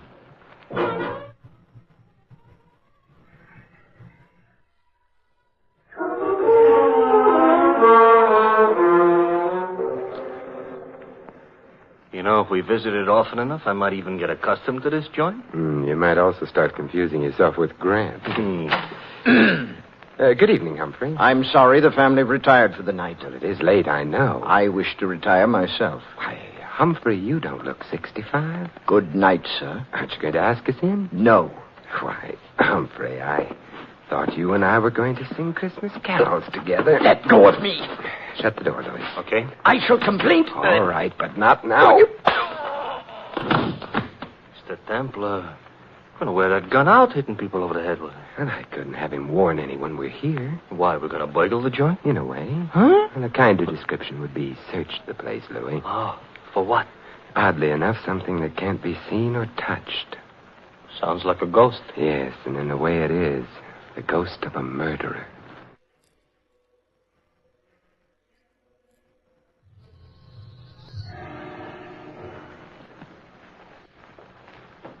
The night before Christmas, all right, but a creature is stirring. A couple of creatures, us. We've covered all the rooms on the other landing. Therefore, the bedroom should be here. And therefore, this should be someone's bedroom. Let's go in. We're sleeping? Now, if I can open the door softly enough and look in. Mm-hmm. Moonlight through the window. Yes. The dressing room. Door beyond would be the bedroom proper. Proper is not a word we're in any position to throw around. We'll have to go in to the dressing room. Come on, Louis. Okay.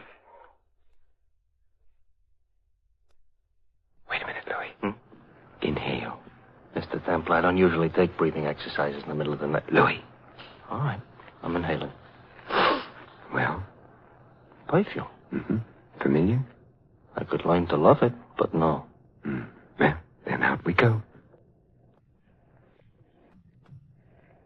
You didn't care for that perfume. It didn't tell me anything. What do you want perfume should tell you? Who killed Fats Boylan?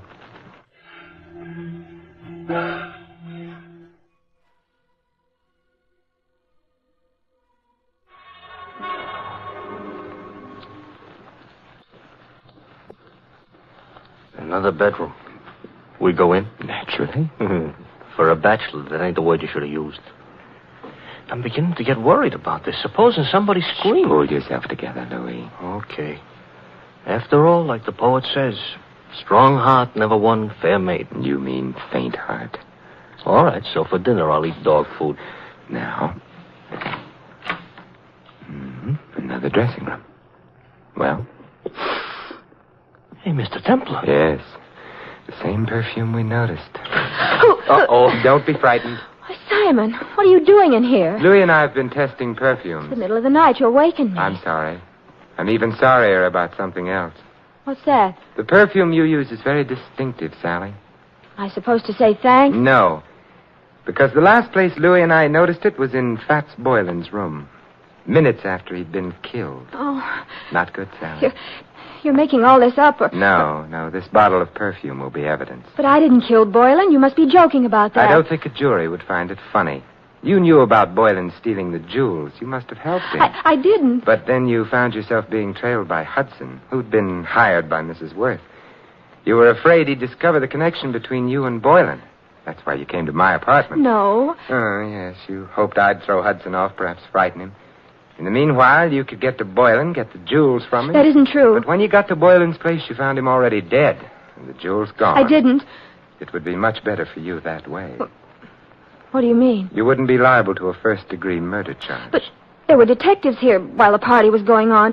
Boylan couldn't have stolen the jewels. They saw him leave. He didn't have them. He did have them. He was playing Santa Claus, and he was a thin man. Santa Clauses, as Louis pointed out to me earlier tonight, are fat. Therefore, Boylan entered this house wearing padding underneath his costume. He left it with a large jewel box in place of the padding. That's how he did it, Sally. You're smart. You found Boylan. You knew his address. Therefore, you'd hired him in the first place. And therefore, also, a jury would believe you'd killed him unless you tell us who did. Well, all right. I'll tell you. There's really no need, my dear. Oh, Claude. Hey, Mr. Templar, tell him to point the gun someplace else. Mr. Worth, point that gun someplace else. I prefer this direction. You were saying, Mr. Templar, about the jewels. The jewels were insured. Therefore, you, Mr. Worth, arranged to have them stolen. Indeed. Indeed. In that way, you could retain the jewels, the insurance money as well, and not worry very much whether or not your wife divorced you. Clever. Boylan is dead. How true. You had to see to that, didn't you? Otherwise, he might have blackmailed you for the rest of your life, or for whatever money you got out of the entire crooked deal. I can see two other deaths. Yours, your friend. And Sally? You going to kill her, too? That depends, I should think, on Sally. Claude, I never knew you intended to kill anyone. There's no need to play the ingenue quite so strenuously, my dear. You were in on most of it. But not murder. I'm afraid Mr. Templar's pessimism is justified. I shall have to include you. But however did you get onto her, Templar? Her perfume. To be precise, this perfume. Well, you got him in the eye. Yeah, I hope this gets him someplace more effective. Mr. Templar, the trail of unconscious bodies you're leaving behind you tonight, if laid end to end... Yes, Louis? ...would look terrible.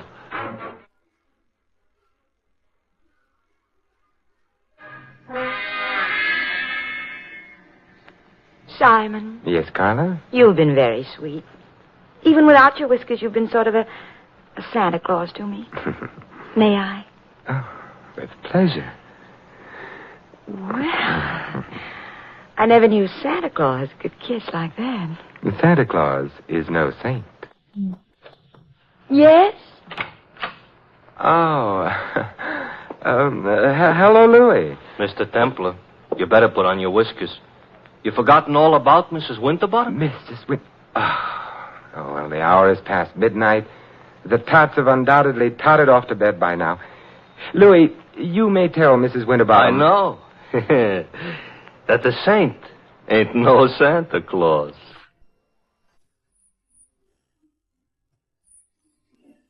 If you like our stories, don't forget to subscribe to the channel, like our videos and share with your friends and family. Up next, you will be listening to A Christmas Carol by Charles Dickens. And now, our version of the Christmas classic, Charles Dickens' A Christmas Carol.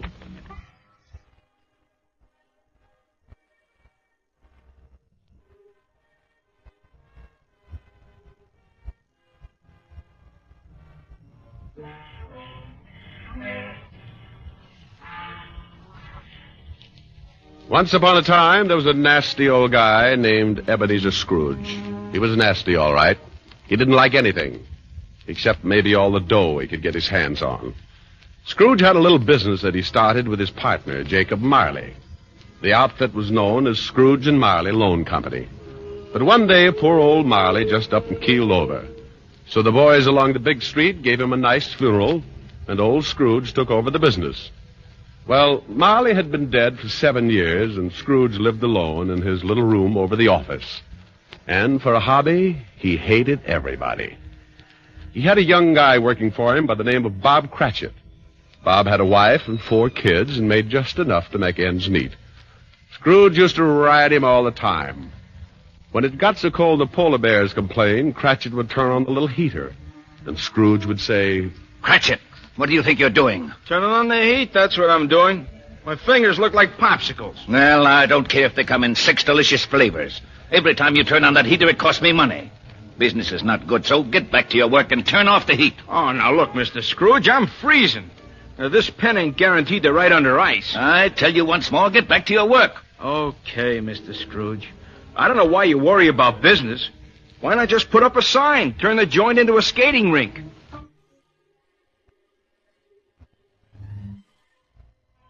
Well, this was no time for any decent guy to act like that. It was Christmas Eve. Along about 5 o'clock, into the office came Scrooge's nephew, Fred. Well, Merry Christmas, Bob. Oh, Merry Christmas, Fred. You get back to your work, Cratchit. Okay. Yeah. Well, Merry Christmas, Uncle. Oh, swell. Merry Christmas. Humbug. Humbug? Yeah, humbug. My old man didn't like Christmas, and that's what he used to say. Humbug. Okay, humbug. But it's still Christmas, and I don't see where you get off not liking it. This is supposed to be the time everybody gets with it. Everything stops. That ain't much good, and you put your arm around the next guy, you tell him Merry Christmas. I'll put my arm around you with a hammer on the end of it if you don't lay off that goodwill stuff. Look, what's with you? What have you got against Christmas? You show me a way to make $100 every Christmas, and I'll fall in love with it. Every time the holidays roll around, nobody pays their bills, and they all run around like they own the Chrysler Building. Look at you.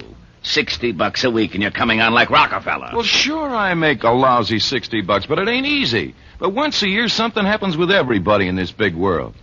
Well, nearly everybody. Because this is a day that somebody else started to make things right for us, and he had a really tough time doing it. It's more than just remembering, it's feeling. It's all around you. Christmas has got to be merry. Don't you get it? You want me to be merry? Well, sure. Then go get some of these joyous clients of mine to pay off their loans. The missus asked me to invite you over for dinner tomorrow. Now, don't hold your breath. Okay. Merry Christmas, Bob. Merry Christmas, Fred. Merry Christmas, Uncle. Merry Christmas, Merry Christmas. Humbug.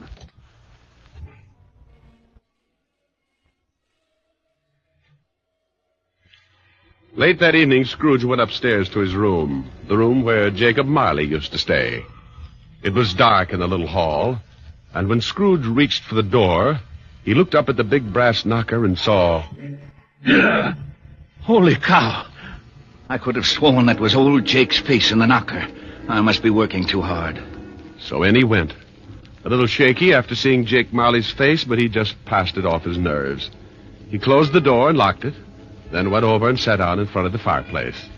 He got a fire going and started to relax. But every tile around the fireplace started looking like Jake Marley's face. Oh, now, come on, Abe, old boy. You got to get hold of yourself. This is ridiculous, and I haven't touched a drop in weeks. He got up and walked around the room a few times, then went back and sat down again. He stretched, rested his head on the back of the chair. From somewhere a bell started chiming, and Scrooge sat straight up in his chair. He heard something else, too. Something from downstairs. What the... Oh, now, what is that? What's going on? Who's that? Come on, who's out there? Then all of a sudden it came right through the wall. Marley! Jake Marley. Oh, no. I got to stop eating lobster. Oh, it couldn't be. Hey, what's with you? Who are you? Jake Marley. Who else? You're dead. The deadest. But nevertheless, Jake Marley. His ghost. You're very sharp today, Scrooge, old boy. I don't believe it. You got eyes, ain't you? Yeah, and I got a bad stomach, too. That's who you are. Nothing but a bad case of indigestion. You don't think I'm a ghost, huh? Okay, maybe a good scare will change your mind. Whoa! Oh, no. Stay away from me. I believe you. You sold on the idea? Yeah, but why do you got to come to see me? Regulations. Every man is supposed to live his life and help his buddies.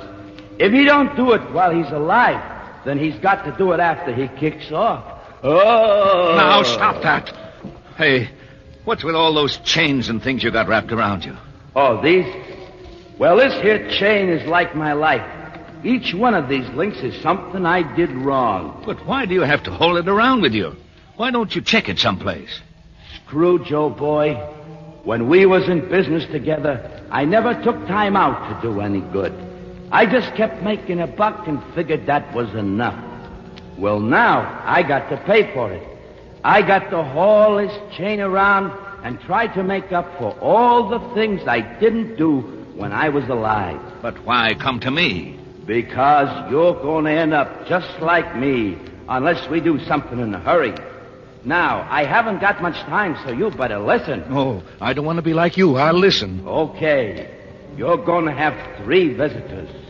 You're going to be haunted by 3 spirits. Oh, no. It's the only way you can keep from being like me. When you hear that bell strike 1, the first one will be here. Well, I got to be going. You won't see me again, but you remember what I told you. So long, Scrooge, old boy. Your goosebumps can relax now. After the ghost took off, Scrooge just refused to believe it. Nuts. It's ridiculous. Humbug. Then he climbed into the sack and was soon snoring up a storm. When Scrooge awoke, it was still dark, and the bell from the church on 53rd Street was striking 12. He laid awake listening and thinking to himself. Just a dream. Ghosts. Bah. Finally, he dropped off again and slept for about an hour. Then the big bell struck 1. 1 o'clock, and I don't see no ghost. I knew it was something I ate. All of a sudden, a big light flashed in the room. The first of the spirits stood before him. Oh, Jake was right. Are you the first spirit that Jake said would come to haunt me? Yeah, you know it. Well, who are you? Me? I'm the ghost of Christmas past. Yeah? How long past? Your past. Come on, we're going to take a walk. Oh, where are we going? Just relax. I'm running this tour. Oh, well, let me get my pants. You got 'em. Hey, they're on me.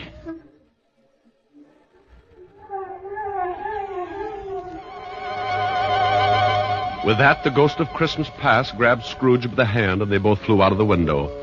Scrooge nearly lost his upper plate. But before he could yell for help, he was standing in front of a dirty, ramshackle old tenement building. You know where you are? Sure, I know where I am. This is where I was brought up. Even the garbage cans are the same. You had a pretty tough time when you were a kid, didn't you? The toughest. I wasn't very big, and the rest of the kids in the neighborhood were. I had more black eyes than a crow. You want to go in? What for? To see your folks. My folks died a long time ago. They're in there now. Come on. Well, the ghost took old Scrooge into the building and showed him a Christmas years past, when he was a child with his family. Lord, it was tough living in two little rooms like that, but Scrooge remembered how wonderful it really was. What's the matter, Scrooge? Huh? Oh, got something in my eye. You were pretty lonely when your folks, when they... Yeah. You know, there was a young kid that came around earlier this evening and sang some carols. I wish... Yeah, what do you wish? Oh, nothing. Come on. I want to show you another Christmas. The Spirit showed him another Christmas and still another. And you know, no matter how tough Scrooge remembered his childhood had been, it always seemed that Christmas was wonderful. Then the Spirit took him to a building down by the river where Scrooge got his first job. They went inside, and seated behind a desk, Scrooge spotted... Fezziwig! Well, I'll be darned. It's old Fezziwig alive again. And there's Dick Wilkins. He was a good boy. We got along great. He liked me. Okay, everybody, it's Christmas Eve. You can knock off and have yourself a good time. You better lock up, Dick. Sure, right away, Mr. Fezziwig. And don't look so unhappy, Ebenezer. It's Christmas. Come on home with me and tear into a big turkey. All locked up, Dick? Yes, sir. Ready, Ebenezer? Yes, sir. Okay, let's go and have Merry Christmas, you two. Yeah. Merry Christmas, Mr. Fezziwig. Mr. Fezziwig. Merry Christmas.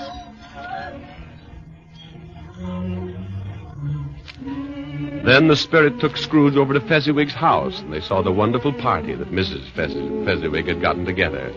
Scrooge watched and remembered, and the Spirit said... Wasn't Fezziwig a stupid, sentimental old goat? Oh, yeah? Well, let me tell you something. He was a great guy, he was. You know... What, Scrooge? I was just thinking about Bob Cratchit, who works for me. I think I'd like to do something for him. You know he's got a wife and 4 kids? Is that right? Yeah, 4 kids. Come on, I've seen enough. Okay, but you gotta see these things if you want to get squared away. And believe me, brother, you need squaring away. Let's go home, Scrooge. Before he knew it, Scrooge was back in his little room, and the Spirit was gone. Scrooge was pretty beat, and he climbed into bed and dropped into a heavy sleep.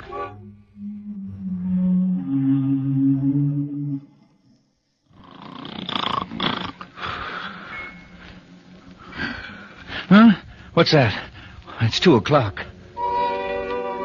Hey, that light in the other room. I got burglars. Hey, Scrooge. Scrooge, come on in. Who's that? What are you doing in the other room? Come on in. Take a look. It's pretty nifty. Hey, what is this? What have you done to the room? It looks like Macy's window. Where'd you get all the holly and the mistletoe? And how'd you get it in here? You like it? Oh, for Pete's sake, a Christmas tree. Who are you? The ghost of Christmas present. Now, don't tell me you don't like the way I fix things up. I work pretty hard. Oh, the second ghost. Okay, take me wherever you want to go, but believe me, the next time I try the train. Come on, let's go.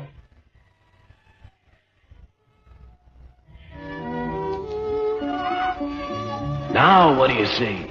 I see bright colored lights. People having a lot of fun. Kids on sleighs. See that building over there, the one with a big wreath on the front door? I got 2020. That's where Bob Cratchit lives. He works for me. Hey, look, there's Bob now. Yes, going into the house. Up all those stairs to the 5th floor. And he's got his little boy on his back. Tiny Tim. Yeah, got polio last summer. Pretty sick little boy. I know.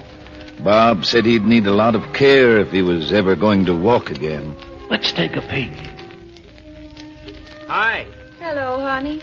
You and Tim have a good time? Best. Didn't we, Tim? Yeah, Dad. We watched all the kids on the block on their sleds. Mom, will I ever be able to ride a sled? Of course, Tim. Won't he, dear? Sure thing, Roughneck. Next Christmas, you'll be out there doing belly whoppers with the rest of them. Tad, what's the matter? Your eyes are all wet. Nothing, Tim. I just got some snow in them. Want some dinner, Tim? Oh, Mom, stew for Christmas? I'm sorry, Tim. Oh, that's okay, Mom. I like stew. Bob, will you please say grace? Can I say something first, Mom? Of course, Tim. What would you like to say? God bless us. Everyone.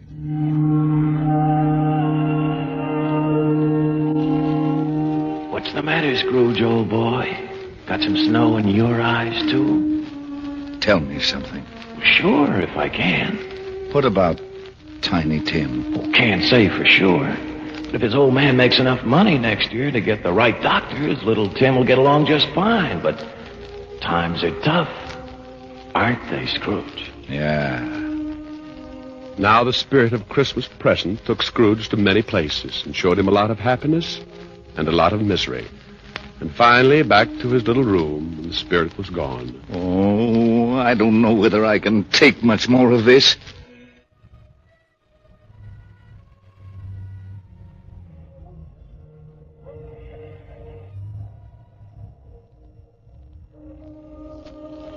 Then a new ghost drifted in.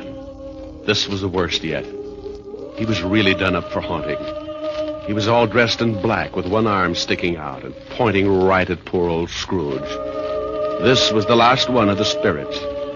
Scrooge's knees sounded like castanets on a reducing machine. Okay, you don't have to tell me. You're the ghost of the Christmas that hasn't come yet.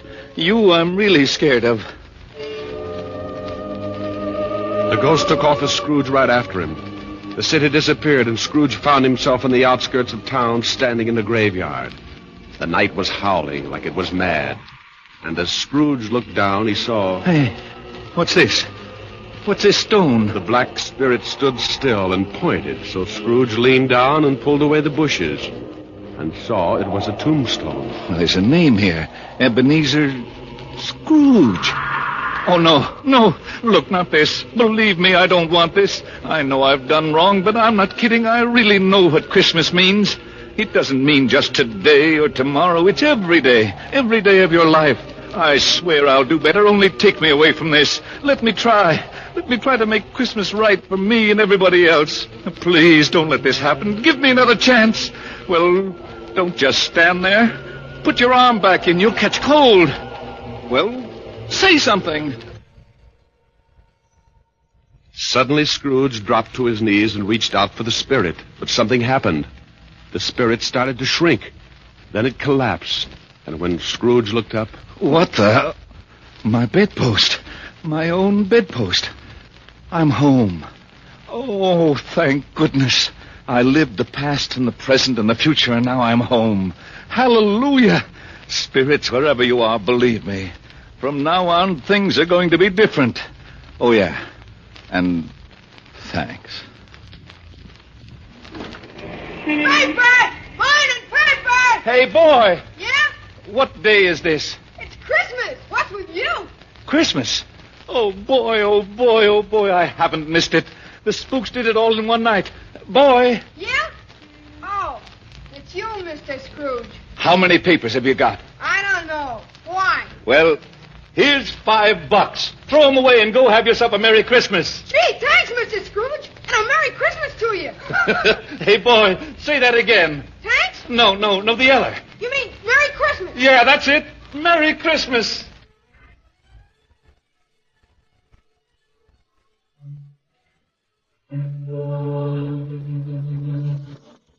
Okay, I'm coming. What's the matter with you? Can't you see the store's closed? Look, mister, this is... Ebenezer Scrooge. Merry Christmas, Barney. Huh? Hey, you been drinking? Not a drop. Well, what's the matter with you? Ain't you going to wish me a Merry Christmas? Wish? Sure. Come on in. Wife's upstairs with her mother, but I got a bottle in the back. I think maybe you better have something strong. Look, your grocery store's closed, but you could still sell me a turkey, couldn't you? Well, I don't know. Oh, you got a couple? They'll just go to waste. What do you want a turkey for? You've been eating at the automat every Christmas for the last 7 years. Oh, it's not for me. But nevertheless, I have been invited to my nephew Fred's house for a Christmas dinner. Well, then who's the bird for? Bob Cratchit. You know, the young guy that works for me. Oh, yeah. How much you gonna charge him? Here's $20. That ought to be enough for the bird. No. It ain't worth that much. You sure you ain't been into something? Well, if it's too much, give the rest to your kid and have him deliver the turkey to Cratchit's house. Huh? Here's the address, and don't tell Cratchit who sent the thing, okay? Okay. Merry Christmas, Barney. Yeah. Merry Christmas.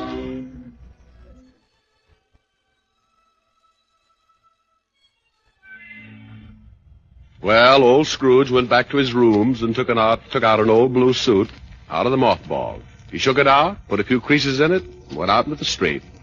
The old boy was really with it.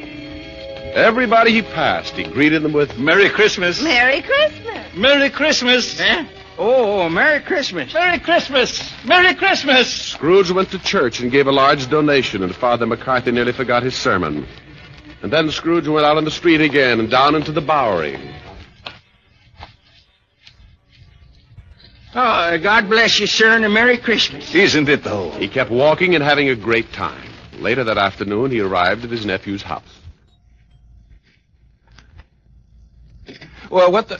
Merry Christmas, Fred. I've come to dinner. Oh, my gosh. Here, I brought you some presents. Oh, my gosh. Now, don't thank me. It's Christmas, remember? Oh, my gosh! Next morning, Scrooge was early at the office. If he could just catch Cratchit coming in late. And he did. Bob was a good 21 minutes late. Cratchit? Oh, no. You're 21 minutes late. Yeah. I'm sorry, Mr. Scrooge. I had a big evening last night. You did, huh? You know what I told you if I caught you fancy-footing it in here late again. Okay, so I'm canned. You think you got it coming? Oh, I'm too tired to argue, Mr. Scrooge. Jobs are tough enough, and I hate to lose this one, but I'm just too tired. A raise would help, huh? That's the silliest question of the year. Then you got it. It's in that envelope. Well, what? Yeah, and maybe after we see how the funds are, we can do something about Tiny Tim. No, I don't get it. A raise? You want to do something about Tim? I don't get it. Sure you do, Bob. Haven't you heard? It's Christmas. Now, go on home, take the day off. Yeah. Take the week off. Oh. Come back when you feel like it. Merry Christmas. Mr. Scrooge? Yeah? Merry Christmas.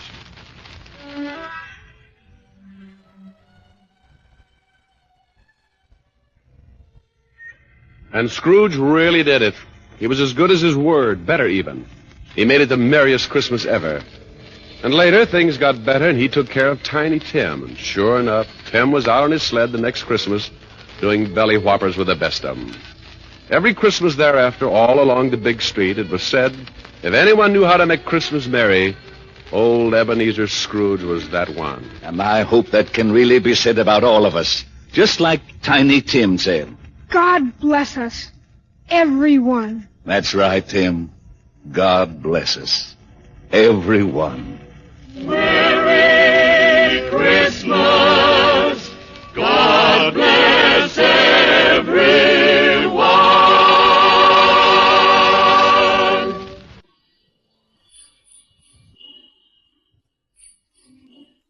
If you like our stories, don't forget to subscribe to the channel, like our videos, and share with your friends and family.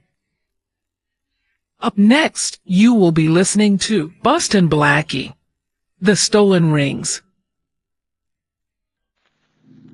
Jingle bells, jingle bells, jingle Faraday. bells. Huh? Faraday, just because we're going out to have Christmas dinner together, don't forget you're driving an automobile, not a sleigh. Now, Blackie, don't tell me you object to Inspector Faraday's being full of Christmas spirit on Christmas Eve.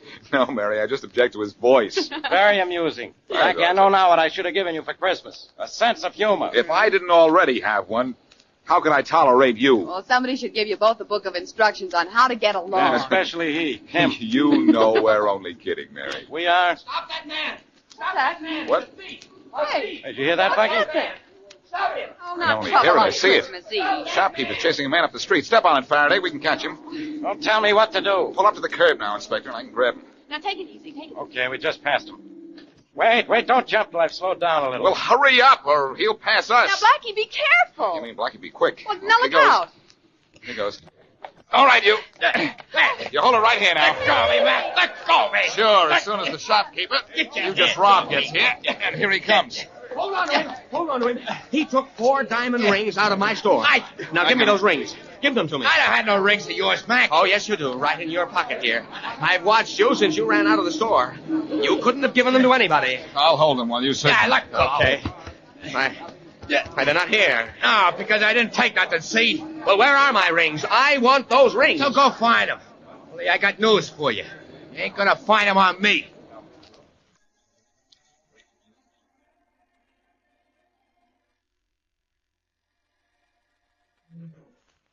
And now on to Dick Calmer as Boston Blackie. Enemy to those who make him an enemy. Friend to those who have no friend.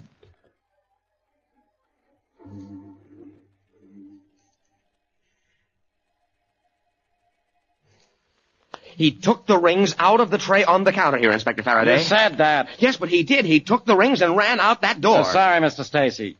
Unless I find the stolen rings on this guy here, what can I do about it? Nothing, Faraday. Absolutely nothing. Quiet, you. Look, Blackie, you and this copper pal of yours searched me twice. Out on the street and here in the store. The rings ain't on me. But they are. You took them. I saw you. If I took 'em, Mac, where are they now? I have a pretty good idea. I hope it's better than pretty good, Blackie, because this guy's made 4 rings do a pretty good disappearing act. And I know how, too. Yeah. He threw them away when he saw he was being chased. That's a lie. Yes, he could have done that. He could have. I'd like to bet he didn't. Oh, go ahead, bet. Only let me alone. It's Christmas Eve. I got someplace to go. I'll say you have. To headquarters, where I'm going to hold you until I find out who you are. And if you want it for anything else. The only thing I want it for is Christmas Eve dinner. Hey, Blackie. Yeah? You're supposed to be such a genius. What happened? Friend, before I'm through with you, for your Christmas dinner, I'm going to make you eat those words. All visitors back behind the ropes, please. The passengers are coming down the gangplank now. Hey, guard. Yes, what is it? My name's Clark. I'm here to pick up a guy who don't speak English. Say not a word of it. Will you help me find him? You know what he looks like? Yeah, he's a big guy, about 6'6", maybe 250 pounds. His name's Abby. Well, there's the big guy coming down the gangplank now with a sign on him. Maybe that's the guy. Oh, yeah, he looks like the guy I want. Hey, Abby! Abby! Yeah, he's coming over, so I guess he understands his name, even if he doesn't understand English. Yeah, I guess so. Thanks. No trouble at all. All visitors behind the ropes, please. Sanya Abby. Polo Grino. Retsim Clark. Ratsim Clark. Braga. Sitaba Abby, you big jerk. Braga. Ratsim Clark. All right. You don't know what I'm talking about, Abby, because you don't know a word of English. But you use a gun good. Pretty good, they tell me.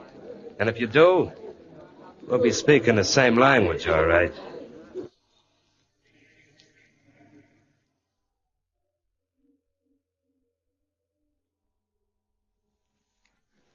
Where are those rings, Martin? Where are they? Listen, Clark, I told you I don't have 'em. You're lying. I know you took them out of the store because I saw you run out of the place and beat it up the street. Well, if you'd hung around, you'd have seen me nabbed and hauled off to police headquarters. If you were caught by the police, you'd still be in jail. Not me. I ain't got no record, remember? Blackie and that cop Faraday took me down there, checked on me, and let me go. All right, you ran into trouble, but you got out of it. Now, where are those rings? I ain't got 'em. You took them out of the store, so why haven't you got them? Calm down and give me a chance to tell you. I'll give you just 10 seconds to hand over those rings. I spotted a jewelry store and cased it for you. Now, don't try to cross me. Hey, now, look, don't get tough, or maybe I'll just leave the rings lay right where they are. Oh, you will. Yeah, I will. Hey, let go of me. Sure. After I've taught you a little lesson. Huh? Hey, Abby. Atonum.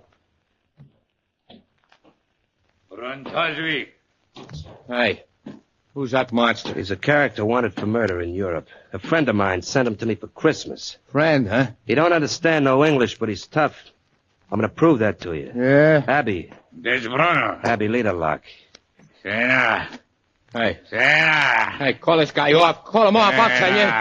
Call him off. Almost broke my jaw, Clark. Abby. Stroof Gondalak. Yes, Dragana.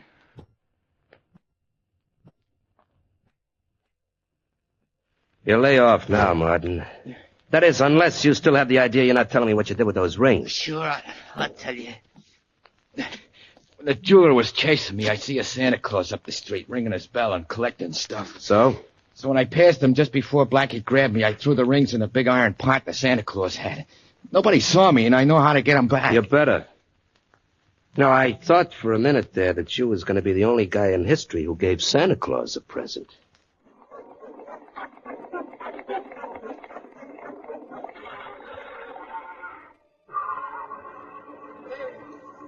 Blackie, what's the matter with you and Inspector Faraday? Everybody else in this restaurant's having fun, but look at you two. Oh, I'm sorry, Mary.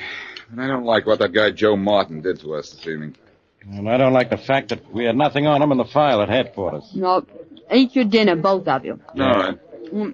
This is Christmas Eve, and we're supposed to be having a party. When we let Martin go, my appetite went with him. Well, Blackie, what did he do with those rings? Who knows? He took them according to the jeweler, but he got rid of them somehow without being seen. Apparently he didn't throw them away because we searched the street. well, when you two see Santa Claus, tell him that what you want for Christmas is an explanation of how Martin got rid of those rings. Hey, wait a minute, Mary. That's not a bad thought. No. I know how those rings were hidden and why they haven't been found. Oh, now, wait a minute, Blackie. What's Santa Claus got to do with that? Martin gave the rings to Santa Claus. What? Blackie, haven't you heard? There ain't no Santa Claus. There was one ringing a little bell on the corner near the jewelry store. Yes, and Martin passed him just a few seconds before I caught up with him. Yeah, but how would Martin give those rings to Santa Claus without Santa Claus knowing it? By tossing them in his collection bucket, Faraday. Come on, we're getting out of here. Blackie, that Santa Claus won't still be there. No, but all those street corner St. Nick's are working for the Welfare Society. Yeah, so? I'll call them, and they'll tell me where we can find the guy. You think Santa Claus still has the rings, huh? Yeah. If Martin hasn't found him by now and taken them back, in which case we'll find Santa Claus has been clipped. Who is it? Joe Martin, Clark. Come in. It's me. Never mind the introduction. Where are the rings? Well, keep Two-Ton Tony from Tibet away from me. I got the rings right here. Well, where I want them is right here in my hand. Sure. Here you are. Thanks. Have any trouble with Santa Claus? Yeah, no, the plan worked great. Good. You'll never even be able to tell anybody I was there.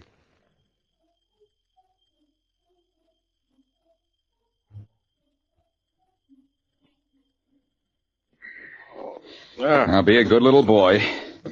And I take you in to see Santa Claus, Faraday, and maybe he'll bring you a nice little promotion. Yeah. Look, he's an off-duty Santa Claus right now. I know.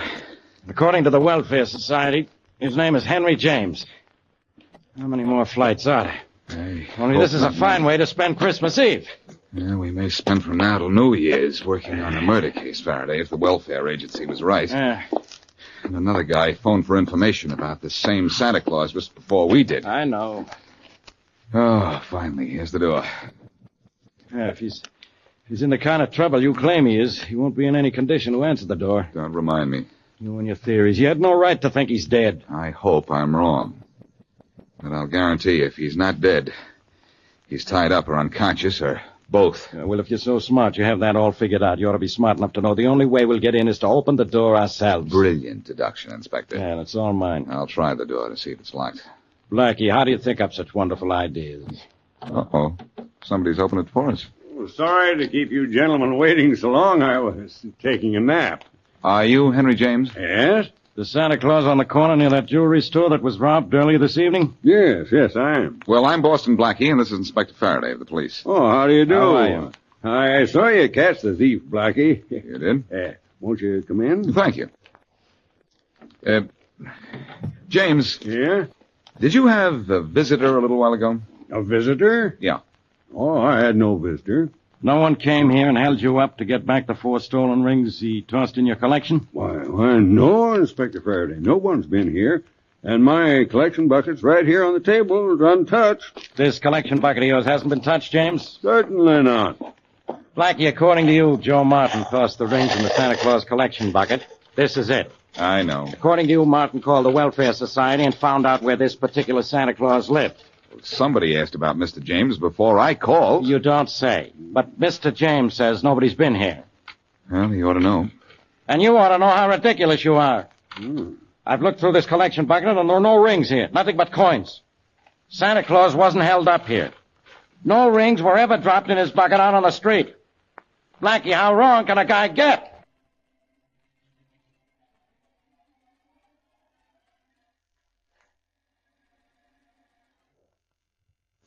And now, back to Boston Blackie.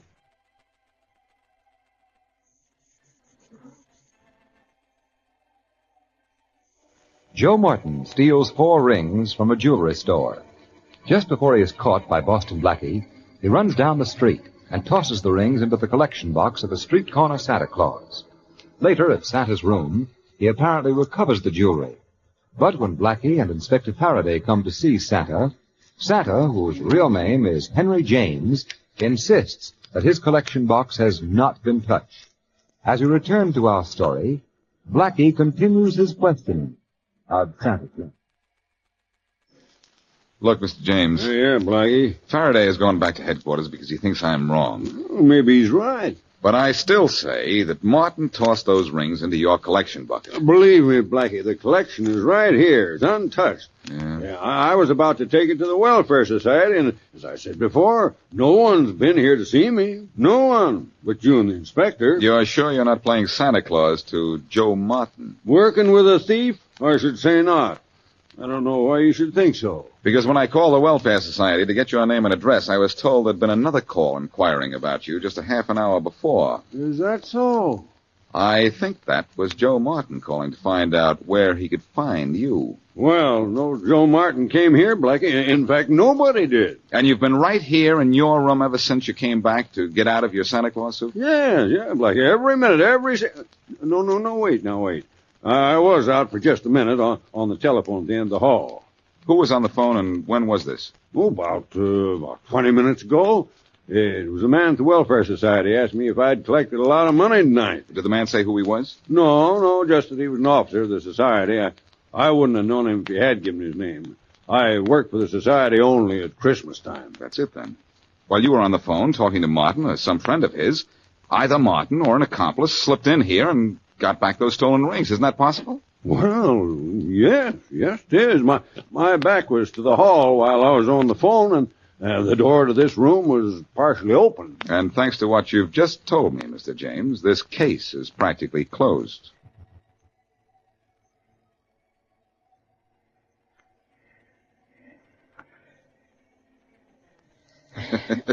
Now, Mary, don't stuff me so full of pillows that I can't stand up. Blackie, you want to look like a big, fat, jolly Santa Claus, don't you? Yes, but not like an overstuffed chair. There. You're well padded and your coat's buttoned up. Now, dry on your beard and let's see how you look. Say, if I get clipped with this thing on my face, you might say my assailant is beating around the bush. Oh, Blackie. Well, how do I look? With your cap on, I'd never know you, and that would be all right with me. Well, you think that Joe Martin will know me? Oh, I don't think so. He doesn't know you as well as I do to begin with. I wish you wouldn't try this, though, Blackie. It's the only thing I can do, since Faraday wouldn't give me any help but Martin's address. Well, in a way, he can't be blamed for not offering you any help.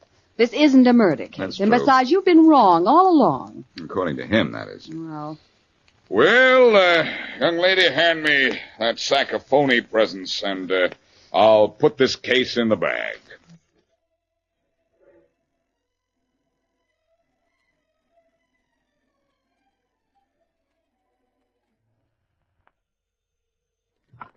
Faraday, homicide. Hello, Inspector. This is Mary Wesley. All right, let's have it, Miss Wesley. Have what? Blackie's newest theory on how to make me waste my time. Blackie's newest plan isn't going to waste any of your time, Inspector. In That's fact, new. you may not have enough time to get down there and help him.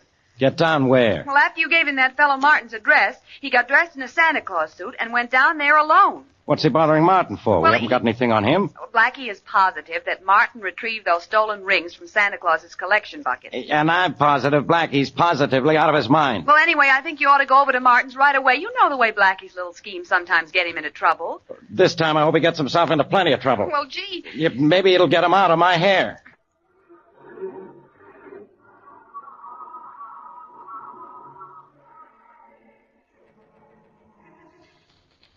I gotta hand it to you, Clark. That was Yeah. a slick trick calling that Santa Claus at his house and keeping him on the phone while I sneaked in and got the rings out of his collection. It was just luck that it worked. What would we have done, Martin, if he'd taken his collection right down from his corner to the Welfare Society? Yeah, that would have been just too bad, I guess. Too bad for you. Why? Well, because my boy Abby knows how to use a gun as well as his fists. Hey, look, you got the rings back, didn't you? Yeah, sure, over there on the table. I came to your room to be sure I got him back. But Abby's going to be my chief assistant from now on, in charge of guys who make mistakes. Understand? Okay, I understand. But it's sure going to be tough working with a guy who can't speak English or understand it. I don't want him to be easy to work with. If you can't talk to him, you can't get friendly with him. Trigger men shouldn't have friends. They can't... Hey, wait a minute. Who's there? Santa Claus. Get rid of him, Martin. Okay. Merry Christmas, son. Merry Christmas. Hey, fatso, beat it. The same Santa, Martin? No. Beat it, Mac. You got the wrong house. Oh, Merry Christmas, my boy. Can you spare a Beat little... it, I said. Now, wait a minute, Martin. He's collecting for the poor. Let him come in a minute. Okay. Come on, Santa. Come on in. Thank you. And a Merry Christmas. What do you want from us, Santa? Oh, anything you care to give. Just anything to help make it a Merry Christmas for the poor. Like those 4 diamond rings on the table there. How about letting me give that beard of yours a touch? Hey, no! Hey, it's Boston Blackie. I thought it was some kind of gag. Watch out, he's going to swing that sack he's carrying. You'll have to swing it faster than that. Yeah. Oh. Good work, Martin. You really flattened him. Now get him up on his feet. I've got a gun on him. Sure. Oh. Come on, Blackie, get up. Thanks. Hey, what are you going to do with him? You can't kill him here. I'm going to turn him over to Abby and let Abby take him for a little walk. Hey, Abby. This is pretty dangerous, Clark. Be a whole lot more dangerous if Blackie stays alive. Don't forget he's seen the rings, and I'm wanted for murder out west, and Blackie can describe me. I sure can. Hey, Abby.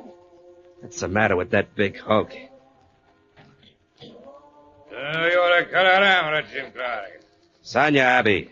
Yeletag Jalarov Yasada Nugula. Sena. Okay, Martin, he knows. Just what kind of language is that? Quiet, Blackie. All you have to know is that Abby's taking you for a walk with a gun in your back. Oh, that's pleasant. Abby Uka. Come on, Clark. Have Abby get this guy out of here. The cops may not be far behind him. We better wait until those carol singers outside go away. Yeah. Oh, wait a minute. They won't suspect anything. I'll have Abby take them out right now. But what about those carol singers? They're just outside the house. I'll tell Abby to keep a gun on Blackie and shoot him if he opens his mouth. Hey, I got a better idea. Make Blackie sing and keep him singing. Then it'll seem like he's happy going down the street with Abby. Yeah, good idea. I'm really not in good voice this evening, gentlemen. And you won't be in good condition when Abby gets through with you. Quiet, Martin. Hey, Abby. Suraretsum, Blackie Lingo. Finestuda. Bang, bang. Bang, bang. All right. Go on, get going. Start singing, Blackie. Go on, start singing. A command performance, huh?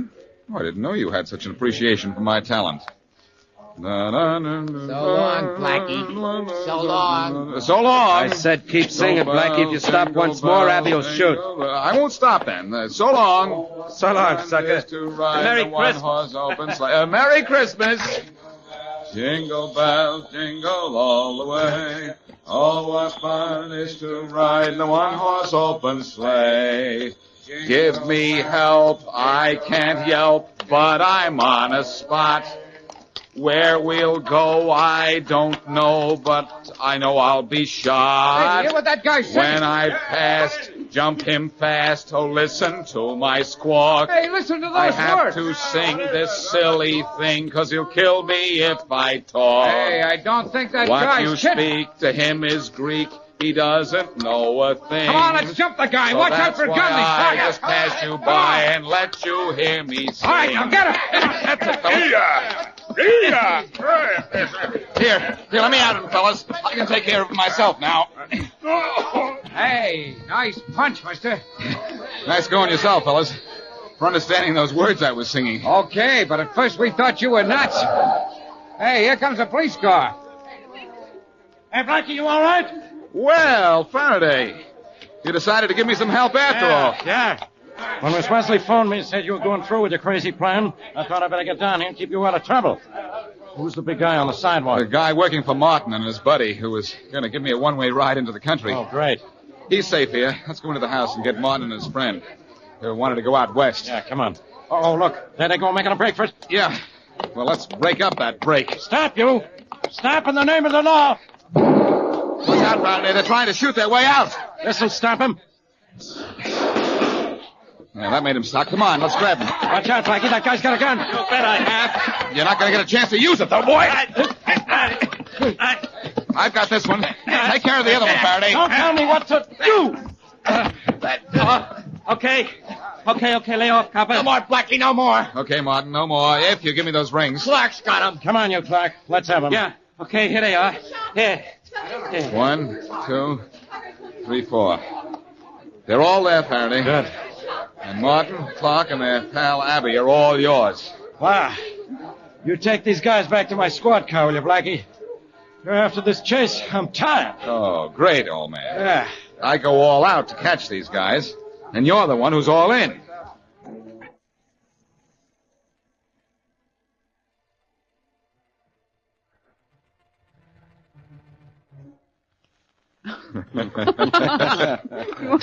More in turkey, Inspector Faraday? Yeah, a little bit, Miss Weatherly. And Blackie, how about you? Oh, I'll have more of everything, Mary. You. Yeah, if turkey were brain food, I'd say you had plenty of room for it, Blackie. Now, Inspector, this is Christmas Day. You and Blackie promised not to fight. Mary, he's still upset because the case we just worked on didn't involve a murder. You talk as if I like murder, Blackie. You must like it, Inspector. The way you've murdered that turkey. Very droll. You mean very drool, don't you? Now she's telling me what I mean. This thing must be contagious. You know, Inspector, I'm glad the stolen rings case wasn't more complicated than it turned out to be. Yeah, I'm glad we got it solved before Christmas was over. Me too. Well, Inspector, men generally put a ring on a finger. But because Clark and Martin stole some rings, we put the finger on them.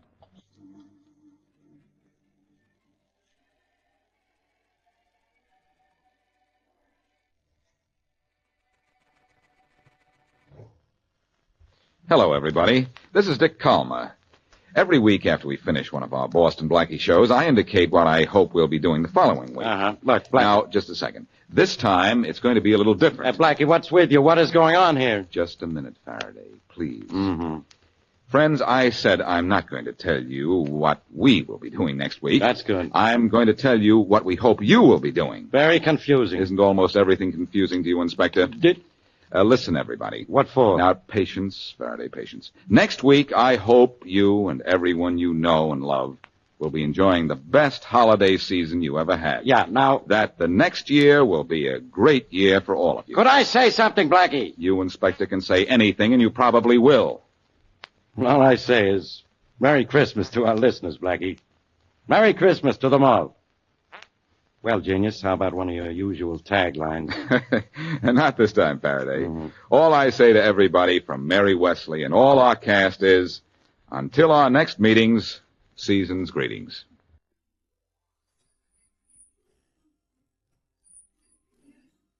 Thank you for tuning into Detective Radio.